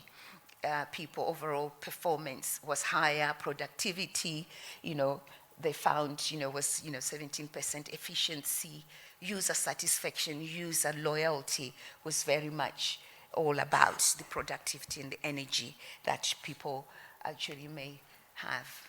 But what's more important for me, and what I love to think about, is board teams, that they perform best when the 5 energies are high. Spiritual, I'm not going to take you to church, it's all right. Social, psychological, intellectual, and physical, yeah. And this is also part of the energy for change. And what am I talking about? The 5 energies of high-performing teams. Social means personal engagement, relationships and connections between people. Remember, I've just talked about connecting even while you're here. Your task of 10 people and just going around and really building connections, but also doing that internally, but also with your board. Yeah, how do you actually, you know, build that social energy? And then, of course, spiritual, commitment to a common vision for the future, driven by shared values and purpose. You do notice that purpose comes in literally in different, you know, topics, but it's always there. Do we all share the vision? do we live and feel that actually we are, here driving it and everybody has got a purpose? And is the purpose still relevant? Or is it still fit for purpose? Fit for purpose? Is it still fit? So I think it's looking at that, at social aspects as well as, the commitment that we then look at as well. Physical, getting things done is pretty key. And I use this, by the way, you see the reference is the NHS. It's very much from a strong National Health Service in the UK. So this is also getting things done. It's the physical energy. If you've got the right teams that are actually doing that. And then, of course, there's intellectual, where you analyze, plan, and the thinking around it. And psychological, which is the courage and having the resilience, feeling safe to do things differently and take risk. Because usually, when you take risks like that, sometimes mistakes happen. And so within that social, intellectual, spiritual, environment, do we also take into account the psychological elements where then you can forgive the mistakes, but it's not about the individual. Let's look at solution, oriented approach to dealing with it. So when you talk about energy, social energy of personnel engagement, as I said, relationships. This is where people feel a sense of us and us rather than us and them. And I'm sure if you were to think, you've worked previously in some of us have, in organizations where, there's the us and them pillars, when actually it should be one cohesive team. Spiritual energy, this just gives everyone the confidence to move towards a different future that is more compelling than the status quo. I always say doing nothing about where we are, you shouldn't. You should just be thinking through the future. So how can we actually get commitment and common vision? And how can you tell if someone is committing? It's the way they carry themselves, the way they, engage, the way, just perform. And I think it's really key. And some organization, I always use the word dead wood, but I think it's terrible, explanation. There's some people there who are being paid, but actually they're not active, they're not engaged, they're not, part of that journey. So how do you bring them in? Is it because, again, we don't, get them to feel that there's a sense of belonging?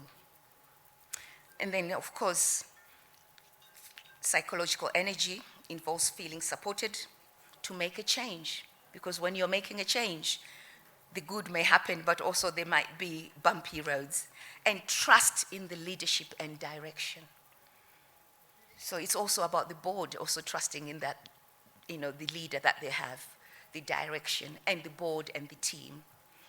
But where there's no direction, then it's handled, like I said before, in a way that it does not destroy people, but is also always a solution-oriented. And if it doesn't work, like I said, Jim Collins says, you get some people on the bus, and some people have to get off the bus. But it's always done through performance management. And one of the things that we do with ASAP quite a lot, I recently have been introducing performance management frameworks for some of our local partners. And it's great because they've never used those before. So there's performance management for the board, but also the individuals. So they are clear about what is expected of them. So when we then come to these touchy-feely things, you don't feel that, you haven't done all that you can. And then, of course, physical energy, the flexible, responsible drive to make things happen. And I think in a board, that should very much be so. Intellectual energy, that analysis, planning, and thinking I mentioned about, it involves gaining insight into what is really happening in the organization. My favorite term, what is it? I'm up on the balcony. What do we see? So maybe in the next few days as you deal with different things, it's about reflecting on that. Do we like what we see? Is everybody singing the same? They say in some of the leadership sessions, is everybody, when you go up, are you seeing that everyone is going the same direction? Are they singing the same, what we call hymn sheets in some of us Christians? Or is everybody in a different way? So what is the data? What are we being given at the board meetings, committees, and what is it telling us? Does it allow us to plan and support processes and evaluation? And then, of course, there's the highs and lows ends of each of the energy domains, as you can see on the left there. The lows are the isolation, the uncommitted, risky. There's fatigue. Sometimes, you have management and people who are just so tired, fatigue, and that we don't take a step back and think actually what is really happening. And especially if they're not seeing any progress, then they sign off, don't they? And then it's, of course, illogical as well. And then, of course, the high energy, there's solidarity, higher purpose. Purpose always comes back. Safe, people feel safe. Sense of belonging in that organization. I'm safe, I'm okay. I can feed my family, I'm working, I'll be rewarded. And, that sense is really important. And then, of course, vitality, the energy, and reason. So this is a bit of more of the psychological stuff that I love to think about. But sometimes, this is another tool I'm giving you. Hopefully you can go and think about it. So you would be wanting to ask yourself, where is the energy for change in your board team? Or you can use it for your top team. So where are we? And you can map that, couldn't you? And just start to think, how are we doing? And which area can we improve on our psychological safety or all the other areas that are there. But what it does, it's nothing like the technical stuff, but it's about the people stuff as well. And then also I would also be thinking, okay, where is your board team on this scale? And like the maturity model and the other ones that I've used, so you can see a lot of tools that are there we can share for you to just start to think about where you are. Is the environment toxic and safe? Where we hold back from voicing concerns? People are not always kind or civil to each other. We fear that what we say might be used against us. You see that in boards sometimes. And then, of course, we don't have glaringly psychological safety issues, but we hold back our ideas or views to look competent and reliable and trustworthy. So you're kind of acting, isn't it? Conversations between different board members, staff group can feel like debates or negotiation. So the conversations are almost like firefighting, I would have thought. And people don't want to hear different views. And it's hard to make change happen. And then, of course, when it comes to the green, we are making progress towards our goals because we collaborate effectively across the board, executives, and top team. Collaboration being the key word. We can speak up with ideas, questions, and problems, and also people are open to change, learning when changes don't work. And again, I probably won't cover that much, but there are beliefs that create psychological safety. Where if I do something, I will not be, treated bad or penalized or sacked. Changing behavior is hard and it takes time. No one can do it alone. It's got to be with us, with all the others. And all of us need and deserve each other's help. So the team has got to be thinking and feeling each one of us will fall short or make mistakes at times, but we each have a right to make mistakes as long as we help each other take responsibility from learning from them. So mistakes are learning. So this is this softening. Oh, sorry, did you want to take that picture? The softness of the psychological safety. I think, and I apologize because I am from a healthcare background, so we do a lot of this caring, touchy-feely. But I think in our organization, sometimes we can be brutal, especially the board and executive, there's this drive, and sometimes bring along your people because I think we all can contribute and be really effective. So psychological safety. how can we, I'm reading there because my screen is covered a little bit. How can be vulnerable and human? Show that it's okay to talk about emotions by sharing yours, admit to your own mistakes and failures, and frame these as learnings. And I think at the boards, we should be able to sort of say, guys, this really did not work well. And then people look, to addressing those things. And this is where sometimes you have to have those special meetings just to see what, deal with the issues. Actively build a safe environment. Active listening, encouraging it in others, publicly praising others for being candid or giving feedback. How often do we praise? Make an effort to get to know about your teammates outside of work lives, because the organizations that are busy is where people feel that people know them. And then also reframe your failure as an inevitable. It's something that was going to happen, a bump along the road towards to success. It's an opportunity to learn and talk about the failures when things go wrong, rather than burying it. And of course, destigmatizing feedback, regularly asking for feedback from your team, your board team, especially as executive directors as well, or whatever level you're at, and encouraging your teams to give each other feedback as a way of learning and growing. So we've got the harder stuff I was talking about, the finance and all that, but I think it all goes hand in hand with some of the, the softer stuff. I just love this on positive energy, that leadership is not about making clever decisions and doing bigger deals. It is about helping release the positive energy that exists naturally within people. And this is from Henry Mintberg. And I think it's very relevant to board leadership too. Positive energy is what we want. So now, you'll be glad to know, as we move towards finishing the session, I'm going to take us through the governance. This is the Deloitte governance operating model.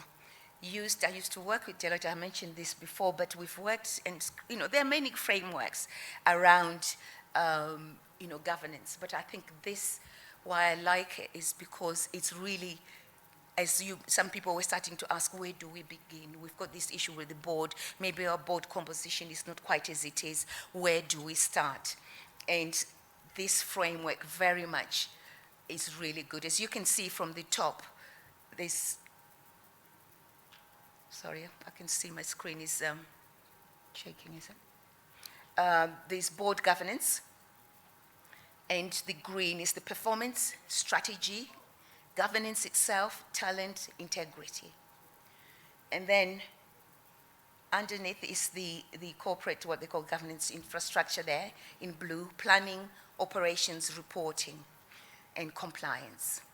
And then in the middle, of course, there are the things that are cross-cutting. Culture, we talked a lot around culture and risk. And what the framework does, and I would suggest it's somewhere, if you were really, after this session, thinking, where do we start? This could be it. It's really about you thinking, okay, at a high level focus by the board, those are the things we need to look at, and asking the right questions around governance, performance, strategy, integrity, and people. And then, of course, the board monitoring operational and service delivery. So they're not interfering, but it's around the planning, operations, the reporting, culture, the things the executive director has got the responsibilities for, but they still need to be the board sign up to it, and it will get clear on it. So what that model is saying to you, it enables the board to have a focus, allows you to fulfill your roles, because you see, it's in each of those areas, you can test out effectiveness of each of those structures, and I'll show you how to do that in a moment, and then supports you with the mechanism by which you can explore how governance is implemented in the organization. But it ensures board members explore inconsistencies. So where are the pain points, as I call them, the overlaps and the gaps that may lead to failure, to enact governance, because governance policies, where a lot of our board issues are, is that the boards exist, but actually enacting and getting them to be active is an issue. And when you talk about governance policies, this mirrored some of the organizations we work with. They've got all the declaration of interest policies, some of the performance management policies that you really need your board to do their work and work with the organization on. So next on that, how do you apply this? As you can see, you would be working your way down at each step and asking, how can we improve from where we are? Yeah? So you'd be asking yourselves about governance. Is everything looking as it should? Whose responsibility is it? And who needs to be informed and act on it? So, you could have a whole day, away day, where you'll be looking at each one. Let's examine governance and ask each other those questions from the top down. And then you're working your way up at each step and asking again from bottom up, why are we doing this? This will help to ensure that every tactic leads to improved performance. And then you make a list of the key priority improvements areas, and then think, okay, what other areas do we need to address? So you're examining the operations, the planning, the compliance, and the reporting. So this, I think, would be it. I've done a lot of training on governance, and I've used, and most of the organizations, they love this tool because it's just a simple way of just checking in on where are we with governance, and asking those questions would give you your answers, at least, or give you a way forward in terms of where you want to go. And then, of course, where should you be spending the majority of our time? How do we position again these same questions we've talked about ourselves as the board, as a strategic partner with management? Strategic partner, meaning high level. We don't want them to interfere, because I know some board members do. So strategic partner, talking about the high level stuff. Exactly what should we be doing in critical areas? Again, like I said, and/or committees, very much so. I revisit that because I think it's really important. And then, of course, signs of a board and executive leadership that work well together. It's very key. The composition of the board works. So we've got to check, is our composition working on all those elements we've looked at? There is respect and trust among all board members. Because remember, lack of trust is one of the dysfunctions that we know of. And if there's no trust, that board will not survive. And then there's a strong team spirit that exists,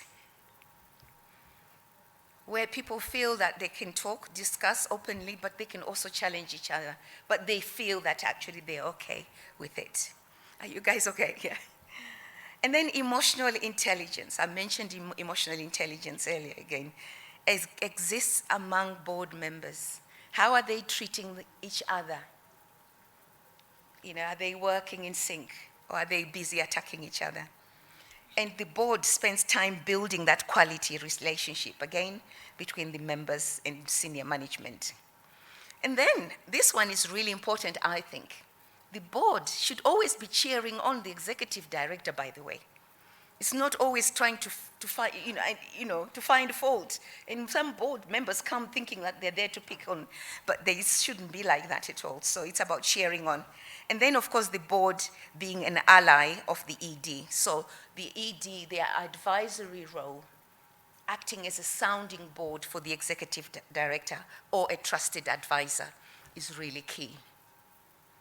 And then, of course,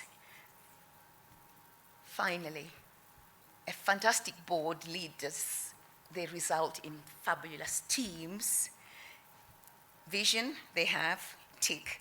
They challenge the status quo together. They sign up, they're present. They value and embrace difference. And they're gender focused. you look at your diversity and who you have there in the organization.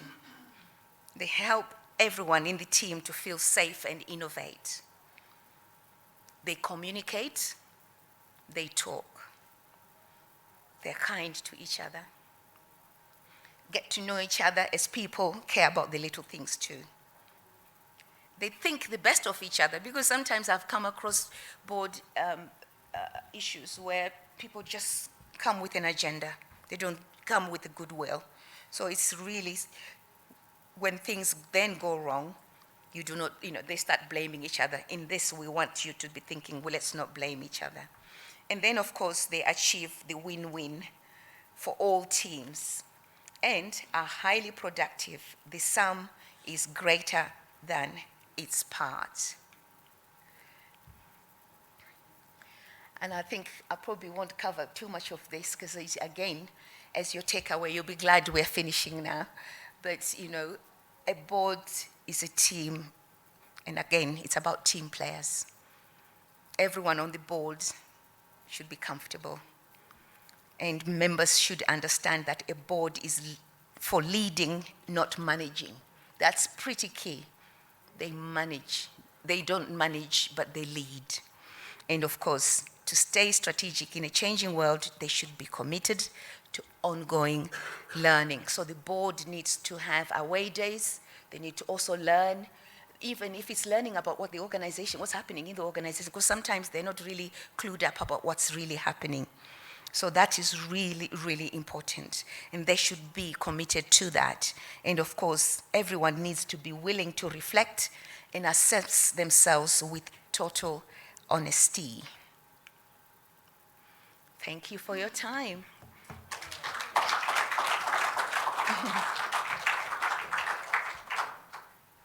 I don't know if there are any questions, suggestions, observations, because we've got, there's time here, but I'm sure you're glad to go away and network as well. So we'll have the mic and let's have a discussion, because I think it was a lot. I didn't want to overload with more things, but I think on each, what I'm hoping you're taking away is that each of those slides, each of those tools should build on your toolkit for your local partner. It's a toolkit of frameworks that you can, some of them will not fit because of the organization or the staff in there, but some of them may be relevant.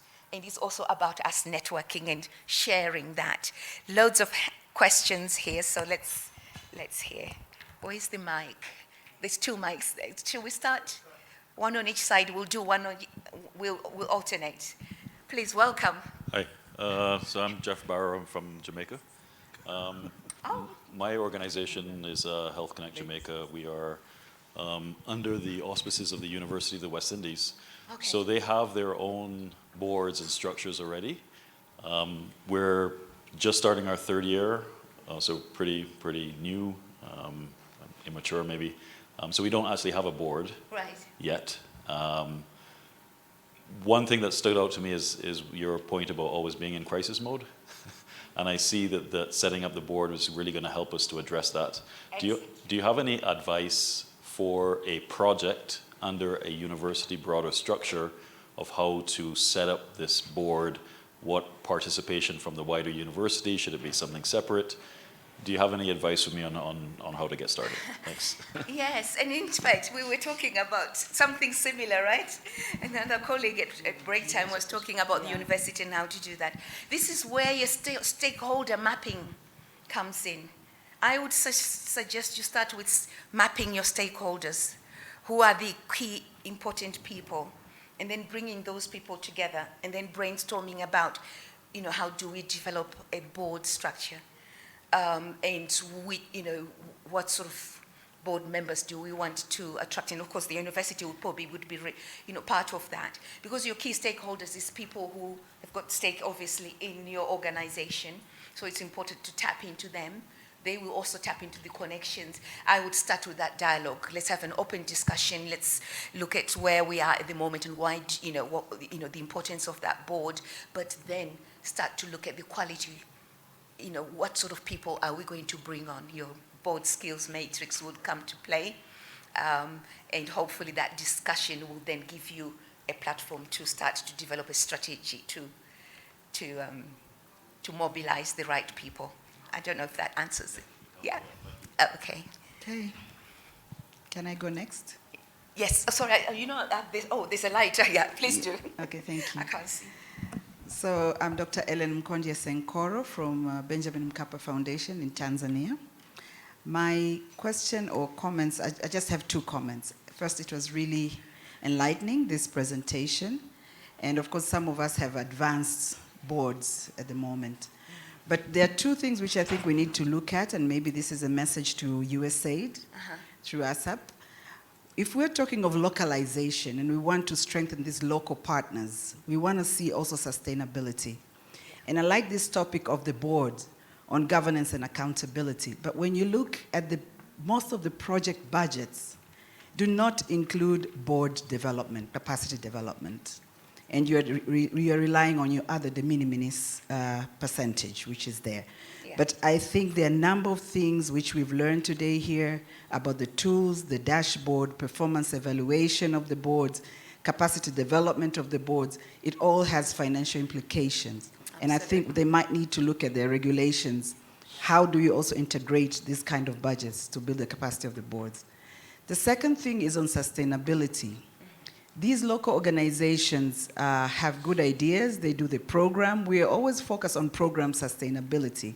But we also have to look at how do we sustain these local organizations. Exactly.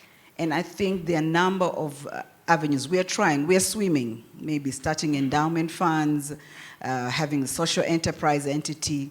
But there's no part where we're being built a capacity or getting a technical assistance on that area. And this is very critical to minimize the dependence of these local organizations to the donor funding. I really hope this will be taken also on board. Thank you. Thank you. I'll start with the last one. In fact, this is something that we do, and I certainly run sessions on resource mobilization for local partners, where we look at bringing in their strategic plan, but also working with organizations on how do you tap into the resources that are there. And not always, because there's always been a tendency of depending on the same donor, but who knows, things change, as we know. Who would have known 2 years ago with COVID that things would change. So I think it's always really important, and we certainly do sessions on business development, on resource mobilization, tailored for each of the organizations, and bringing key people on board and actually assisting with that. But then also I would advise that also when those sessions come, and I'm hoping that's something we can take back as feedback for ASAP, that we then make sure that the board support in whether it be resources in training them as well on some of these areas and others in terms of, sustainability comes into it very much so. Certainly something we will take on board and have a discussion. I'm sure it will happen this week, just a discussion on that.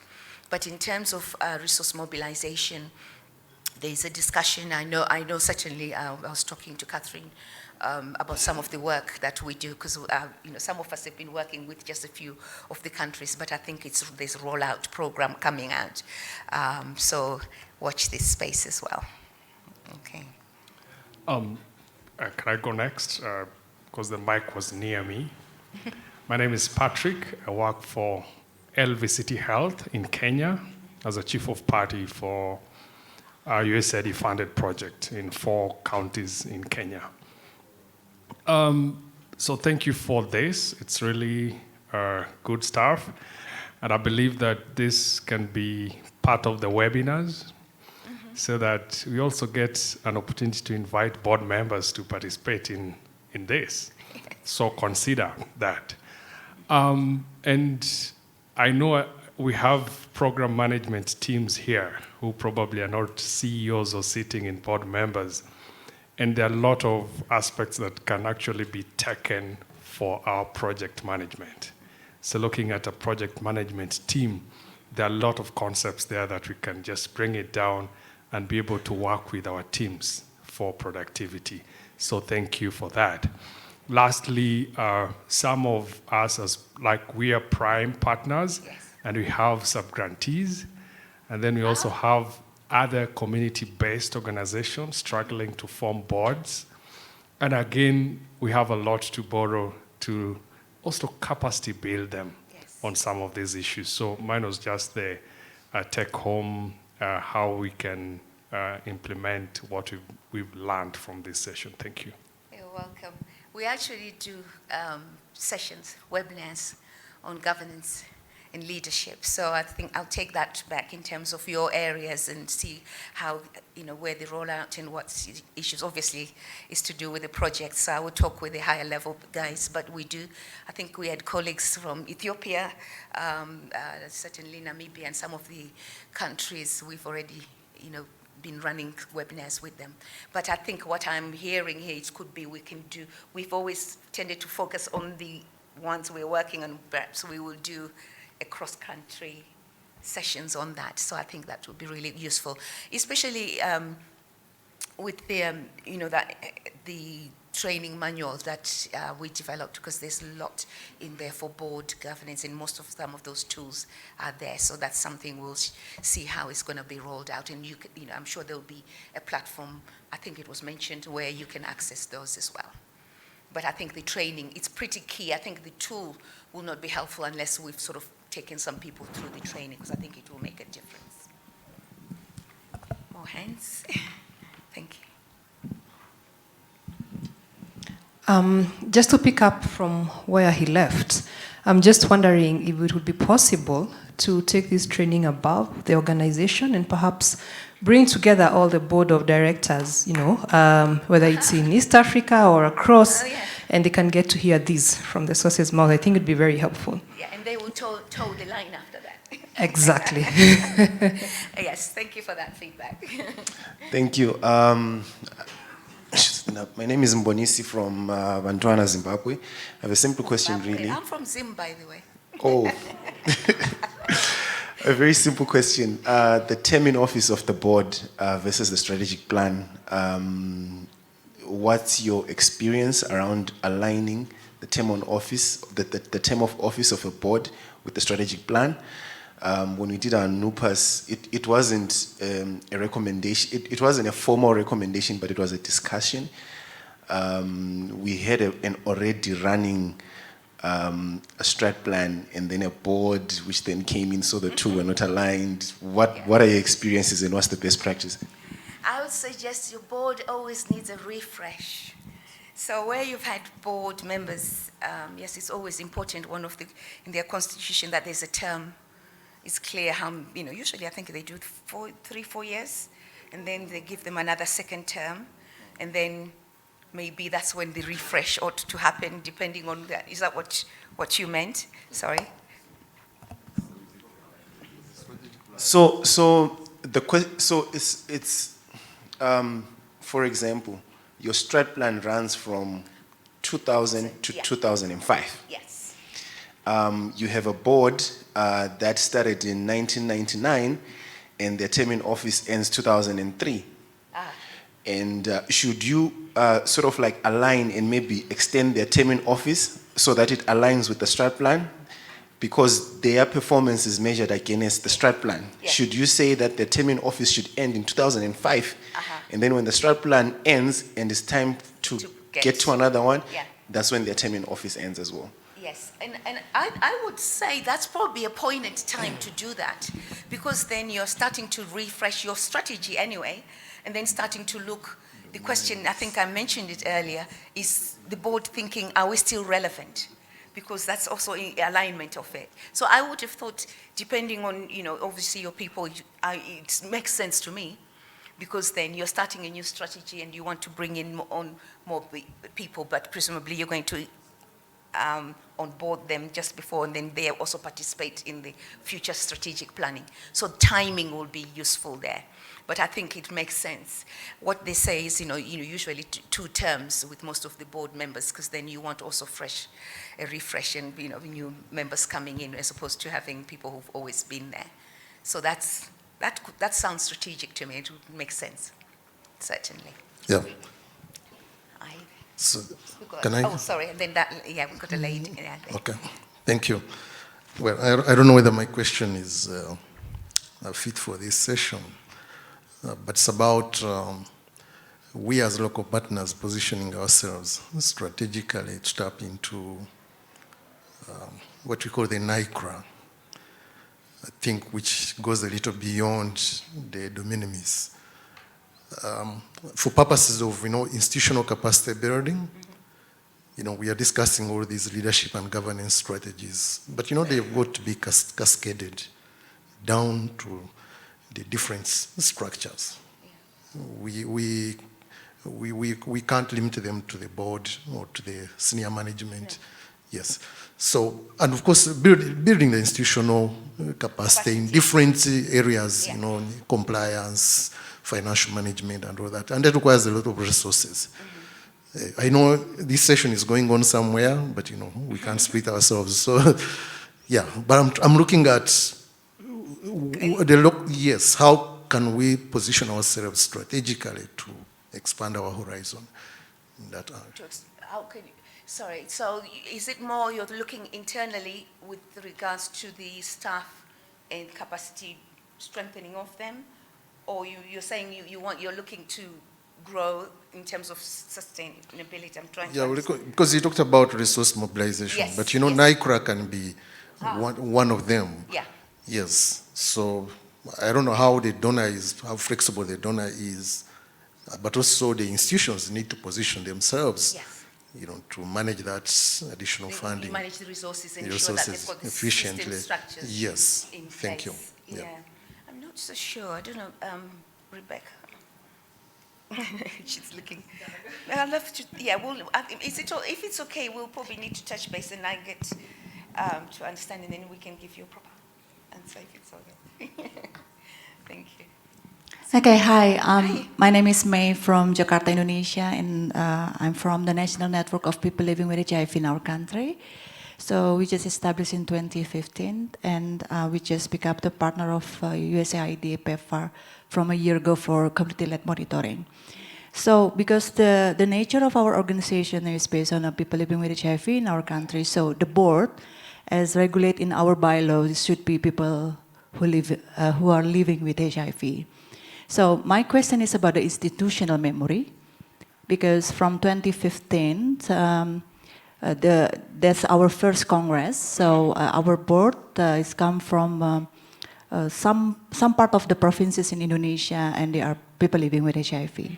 So in our second Congress, so we develop a new regulations in our bylaws that. Because of that institutional memory, so like 3 out of 5 should be from the previous Congress. So I would like to hear your advice regarding on that. Thank you. I think I alluded to it earlier on that you need also to be careful that you don't get rid of everybody. And I think when I was talking about the founders, and especially where they're the good founders who've got the institutional memory, meaning they were in the organization from the outset. I think you need to be careful to, if you're going to change them, then it's going to be a transition.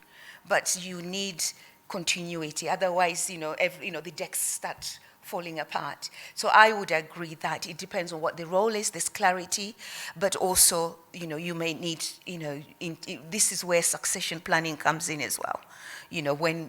What's the long-term planning for them, but gradually making sure then that you're replacing with the right level people, but they're working alongside. But I think institutional memory, sometimes if your organization is not robust, it can destabilize and then you end up with issues, I think. Did I hear you say you've got HIV, your beneficiary is part of the board? No. Yes. Yeah? I see. Okay. Okay, how's that working? Sorry, we've got a mic. Yeah. So right now, most of our board is those who have a long experience living with HIV. So like we call them like the senior of these issues. So there's also become the a concern from the board if we try to add new people into the board.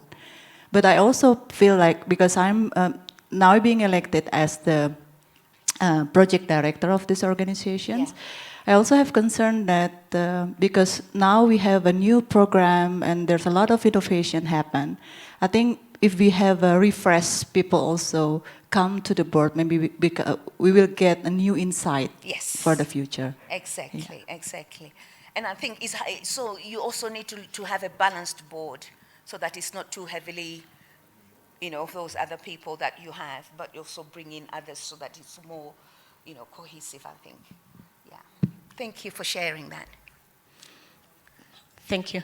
My name is Alice Yuki. I work with World Vision. So we are implementing Dreams and OVC program.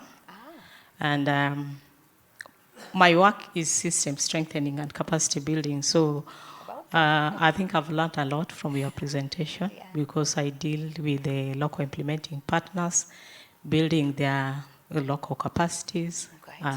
So we do, when we on board the new partners, we undertake the processes where we begin with the stakeholder mapping, analysis, we do the block party screening, we do due diligence, and we even reinforce that by doing partly new pass, but we've developed customized capacity building matrix. And what we realize is that the institution has a lot of gaps in terms of capacity. So I want to add my voice into USAID critically thinking through how we can really develop the sub-grantees because we are going localization. So in terms of resources, financial, and even time, because this takes a lot of time.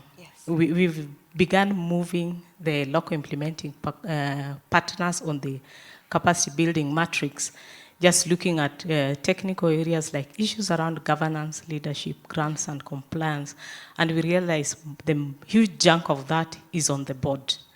And you find the board that also have very many challenges, but at the moment, somehow you are restricted on what you can do directly as a prime to the board. But this is an area that we really need to put a lot of efforts, because if you're looking at sustainability and performance, then time and finance is required.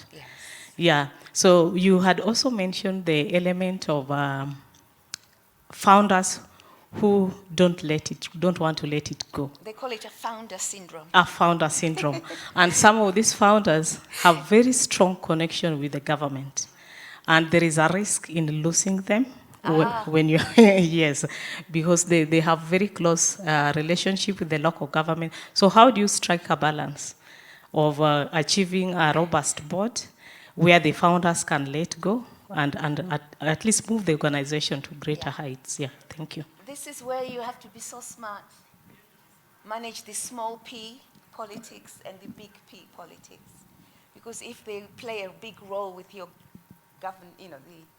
the local government, then if you find that they add value to that, then it's developing a relationship that is, good for the both, without them taking over. So I think if you need them, especially if they're the type of people I would say that's a key stakeholder for you.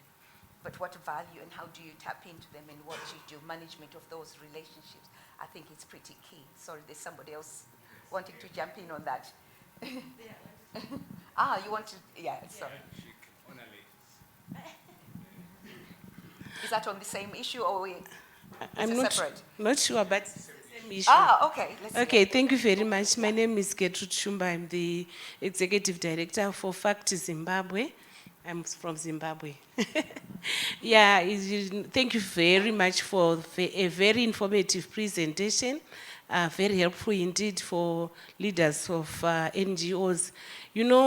Situations at times they vary from one organization to the other. I can actually cite an example of my organization.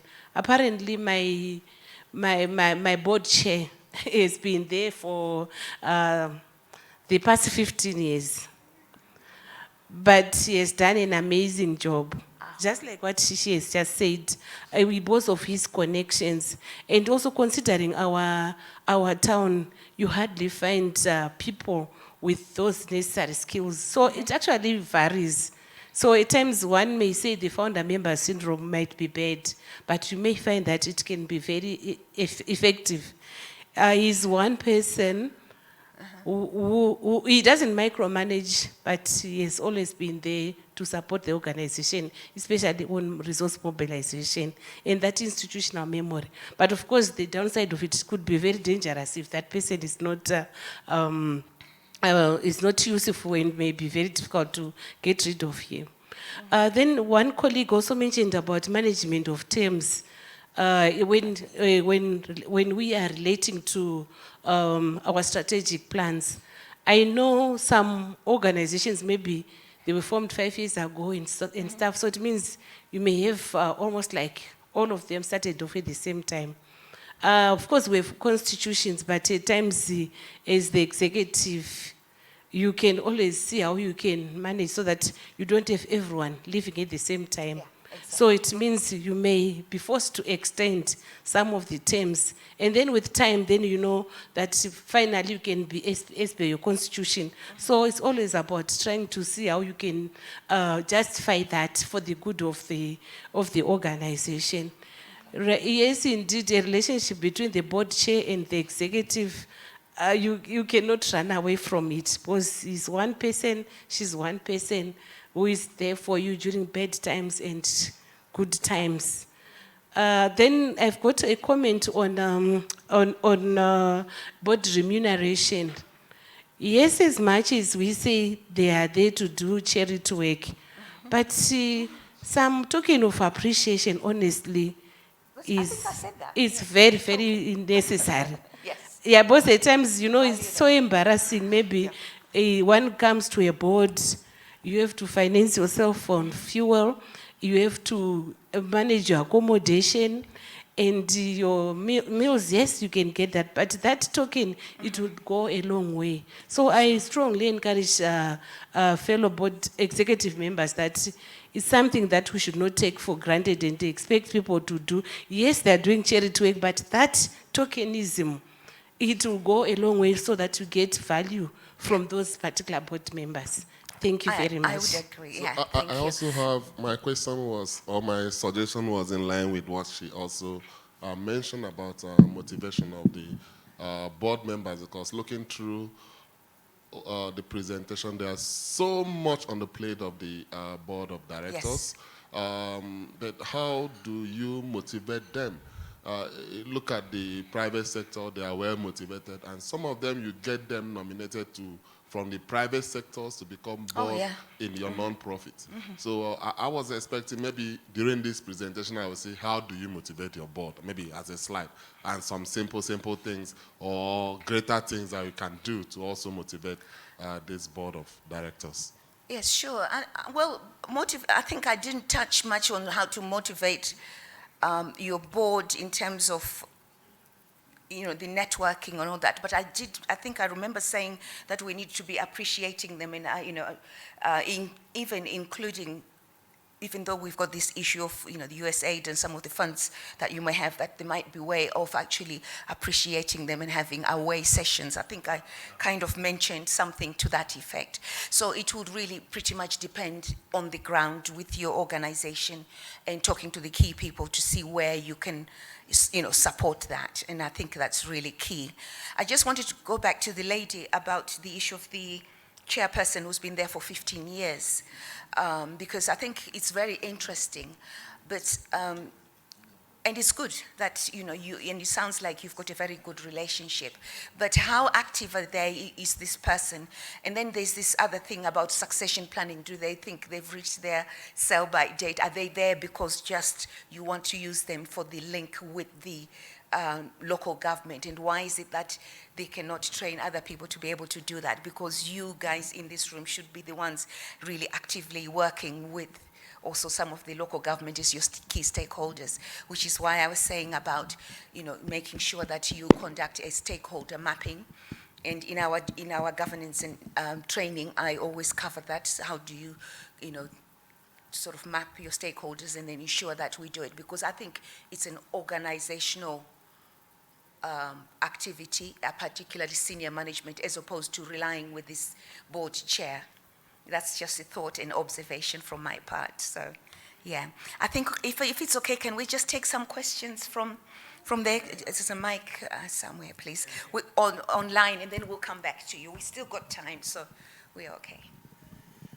Do you want? You can. Yeah, I can say what the question is. One question is, who is best placed to, I think we already answered that, sorry, orienting the board members. Can a board member be in more than one committee on the board? That's a good question. I think I would say yes, depending what their expertise they're contributing to it is, and depending on your policies, and that there's not any conflict in whatever the position is. So the board chair and the board members have to select.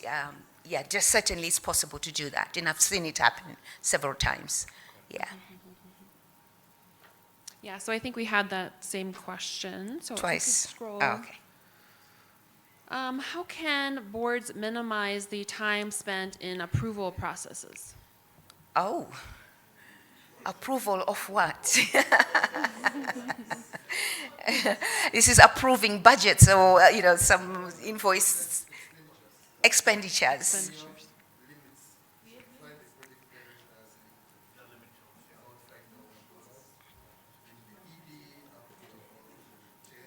Huh? Yeah. The board. So if you want, how can you limit the time? It's more, I would have thought if you have a good relationship, the board member is accessible usually, and I've seen it happen, phone call, they turn up. Yeah.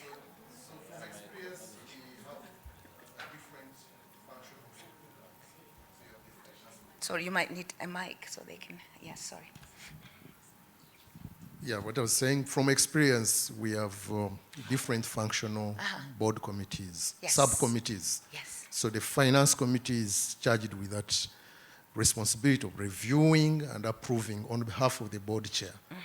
Yes. Oh, so there's authorization. So they authorize. Yes. So there's another solution to it. Yeah, sure. And then they report back to this. Yeah, so you don't have to constitute a big board meeting. Or time, I think that's good. As long as it's obviously structured and then it's reported, because that's where the risks are in terms of if things go wrong, then what happens there. Yeah. I think we have one other question here. Great presentation. Should a board be regional in membership or multidisciplinary? Regional, I guess it depends on the organization.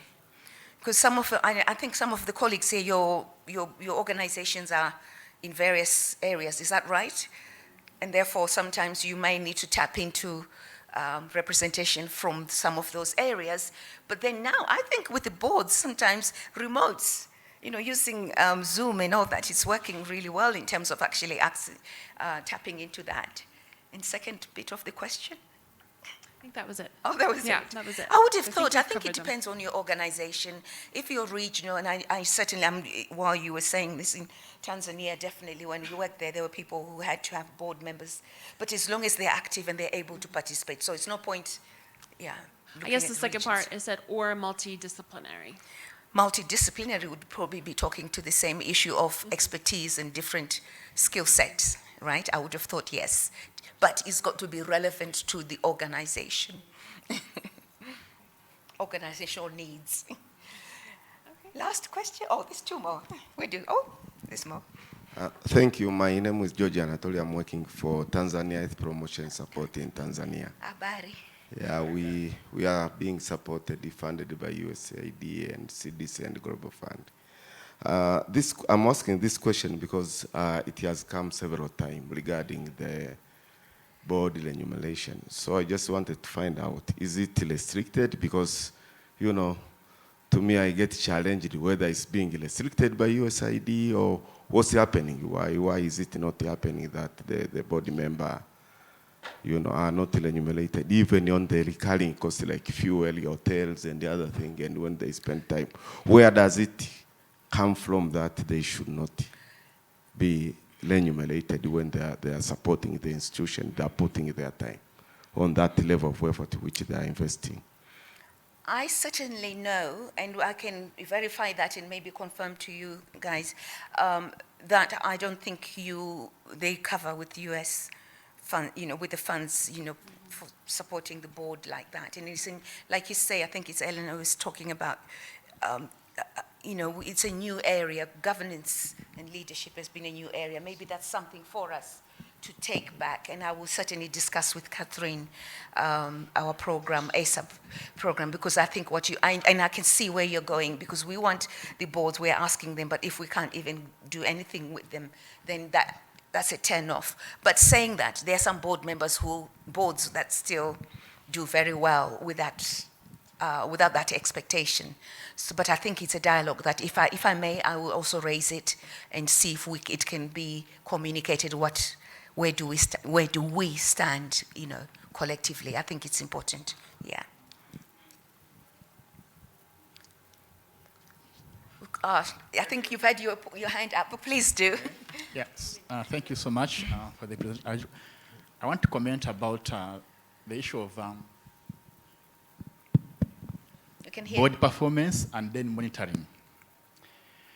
Of course, it is quite a difficult issue, given that, for example, if you have a board work plan, it must be in line, first of all, with the vision, mission, and then the strategic plan for the organization.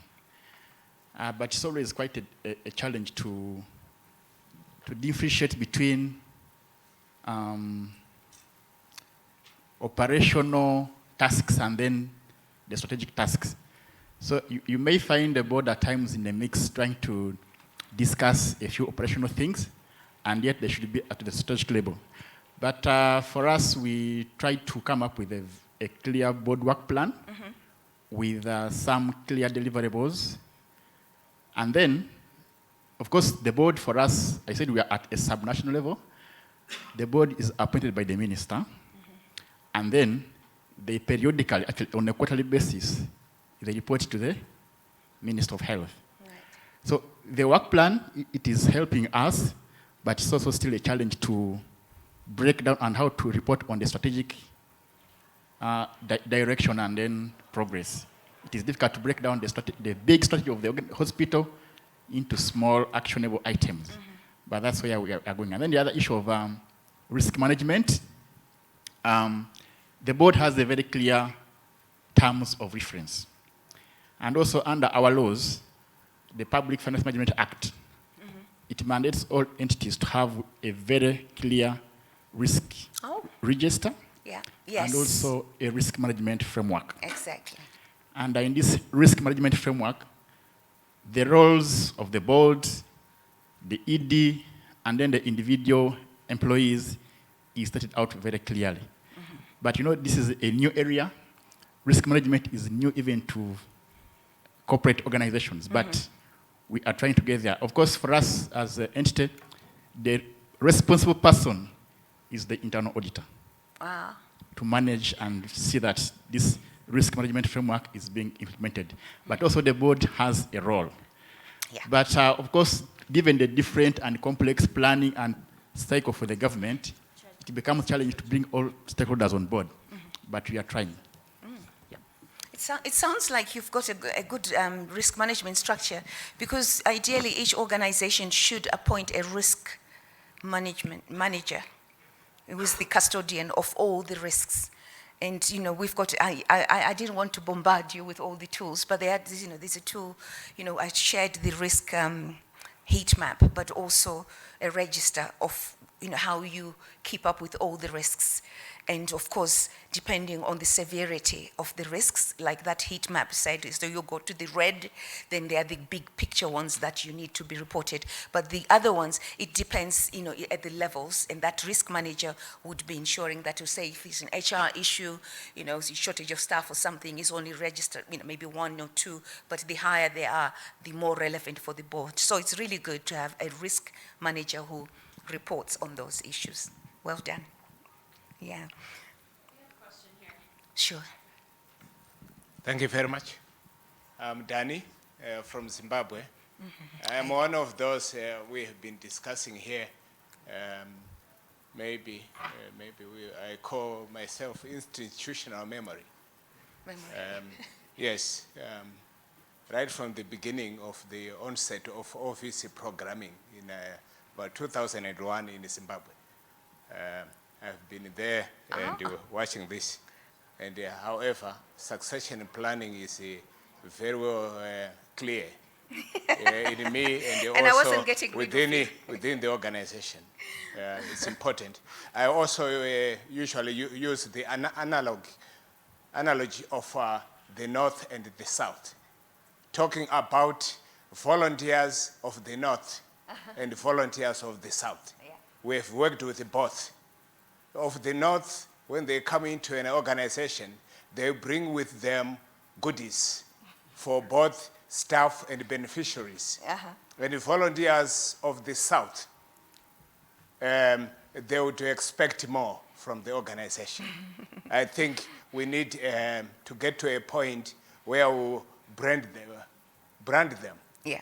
Yes, and have maybe people appreciate that the people whom we are talking about here as board members are from the South. Okay. They are, in one way or another, also vulnerable. They would need a living out of their contribution. Whereas those from the North would do even one time or so, when there are no resources within the organization, they can fund with their own.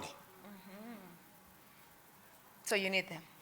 Yes, we need maybe to embrace that fact that the South, the will is so high, but in terms of support, they will come in as board members, like even the beneficiaries of the project. Some of them living with HIV, from a sister here who presented, they would need support to get money to pick up their medication. Yeah, but they spend all their time in this board and that and that. Why are they found in 3 or 4 boards?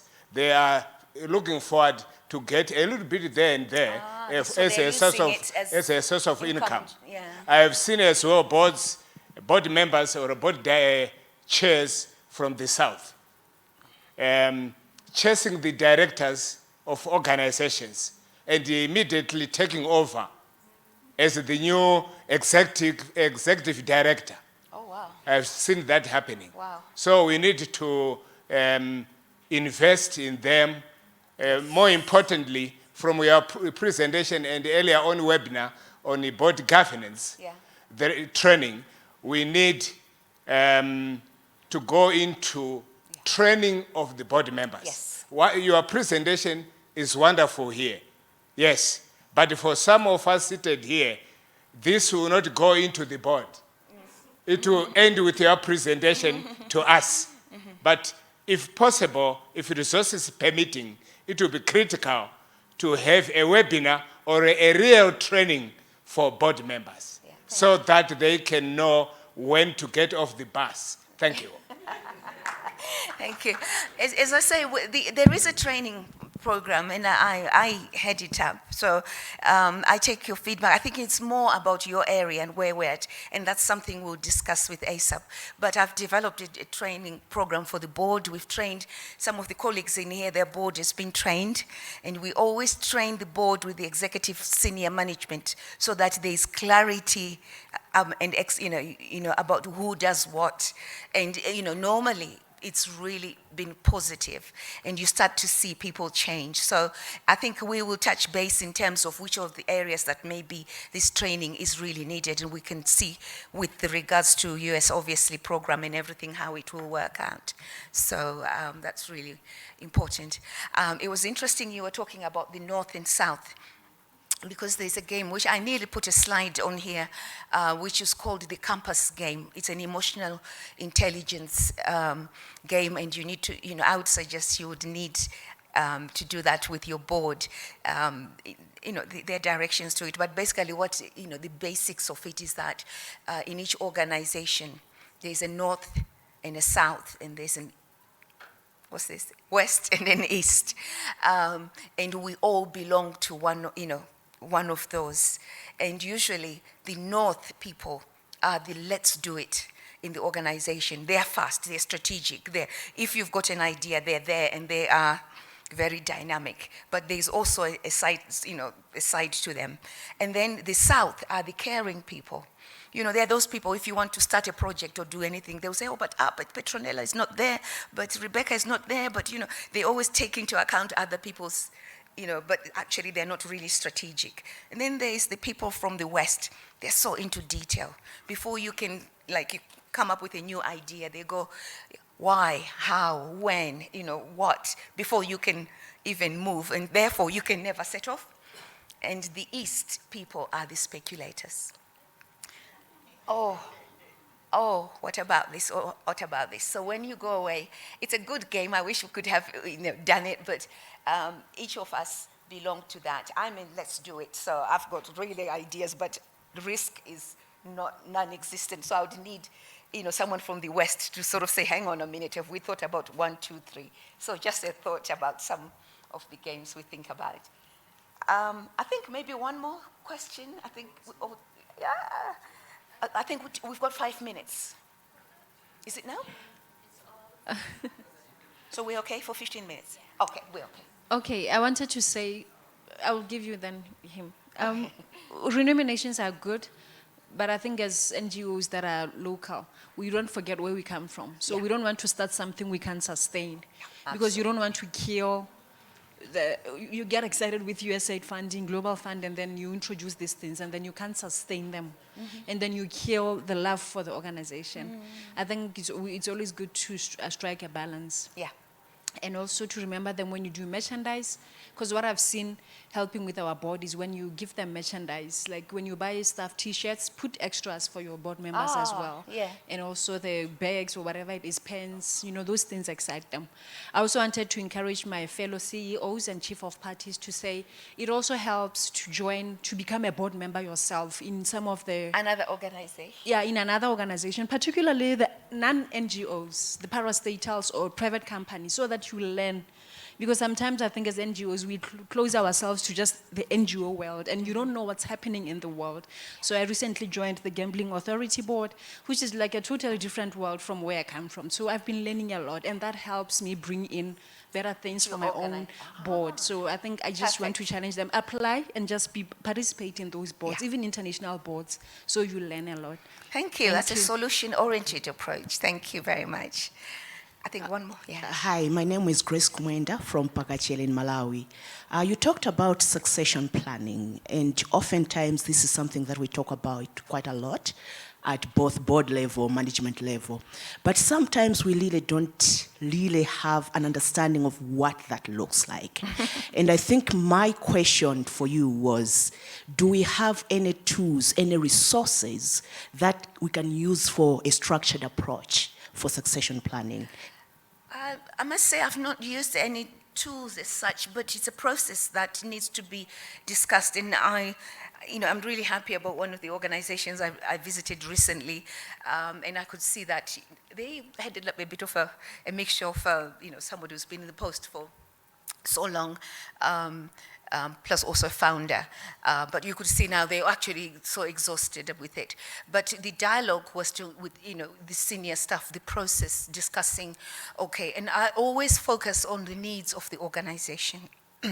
When you, excuse me, when you're talking about succession planning, and looking at, okay, this person has been there, they're good at what they're doing, but sometimes you can actually see, like with this organization, after I talked about, possibly having 1 or 2 key people who are really good, supporting, delegating some of that work, and, letting them learn your job, so that you get supported. They actually then suddenly thought, oh, you mean I can actually delegate? Because that was part of using it as also building up, strength in the others, so that in the process. And then they contacted me the other day, says, actually, I'm now thinking maybe I'll just have like a presidential role where I come in a couple of days and, my team seem to be doing very well. So it's a process, and I think it's got to be a high-level discussion with a succession, yes, but this, I'll try, if we can exchange, I've got something on strategic succession planning we can share, just, a framework, but it's more the process itself, I think, and having that, the difficult conversation or nice conversations, not in a way that people feel that they want to be pushed out, but actually looking at growth of the others, which is why I kept on referring to the strategic few. They're the people you can use to, with your succession planning process, I think. All right, thank you. When 2-3 people are gathered, there's bound to be conflicts. And looking at the board, sometimes you see conflict between the board chairman and the other members of the board of directors. And all of us seated down here are not board members of our organization. We are just secretaries, some of us, the EDs and the chief of party. And the pressure now from the conflict in the board falls on the executive director and the chief of parties, who are sometimes secretary of the board. Are there conflict management skills? Because if the board crumbles, it's still on you, the executive director. So are there conflict management skills that you want to recommend, that in such a case, you see 1, 2, 3 things just like that? I don't know if there's actually conflict management skill besides having the right level, appointing somebody who's sensible with the skill to manage the situation, which is why, one of the things, I'm very much about is, making sure that you've got your executive director, the skill set, and keeping to the issues. And sometimes it's how you manage that. Are the issues, the way the conflict is, more personal issues, or are we talking organizational issues? So there's first about separation of what issues are we talking about? Is it because somebody does not like someone and therefore when they contribute, you know what I mean? Then that talks to their emotional intelligence, then that talks to the, people and putting themselves in other position. So is it something that impacts the conflict, and what is the cause of it? And I think the best way usually is, again, were you referring to the board members? Now so is the chair involved? And the other members of the board. I've seen a situation where the members of the board are not in tandem with the chair. So every time they keep, we don't, in fact, even when meetings are called, sometimes they won't want to come because they don't even like the board chair, or they don't agree to some of the person's ideologies. Okay, so which now talks to, I refer to the Lencion dysfunctions of a board team, so, you would have then to take a deep dive to look, is it about commitment?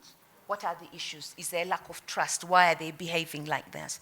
Is it to do with accountability? Because some board members don't want someone else, interfering because they also want a position. And I literally, you'd have to be maybe resorting, so you're the ED, but work, with the chair. You've got to work with the chair, especially if board members are relegating their role because they don't like what the chairman is doing. Then I think there's an issue about their performance. Then this is where your evaluation of the board, each of the board members, and the chair should be doing that. But if there's no synergy, then it just has to be that high-level discussion about where do we go. Is it the chair, the issue, or is it are the members, and coming up with the root cause, I think. And then solutions. It's tough, it's difficult, but what I would not advocate is members who still stay on the board but they don't actually participate. Then it means they're not signed up to it. Sorry? I would say that board is somehow, to me, healthier rather than without them. Yeah, rather than with the people agreeing with the chair. Oh, I see. Yeah, but is it healthy is it healthy discussion and debate? But that sounds like that sounds like it's more personal. Then it's about homing in on, are these personal issues or is it to do with the organization? Because then if there's no synergy, then it talks to the skills and the people who are there. And if they don't get on with the board chair, then we've got an issue there. I think we need to stop. Yeah, there's just a couple of questions online here. Yeah, this is great. There's just two questions on here, and then we'll stop because we do need to be out of here by 12 p.m. so they can turn the room over. Thanks a lot for the presentation. We're in the area of digital area. How do you think board members can be brought to understand the century requirement of digitization of program reporting and financial management as it currently constitutes the foundation of organizations?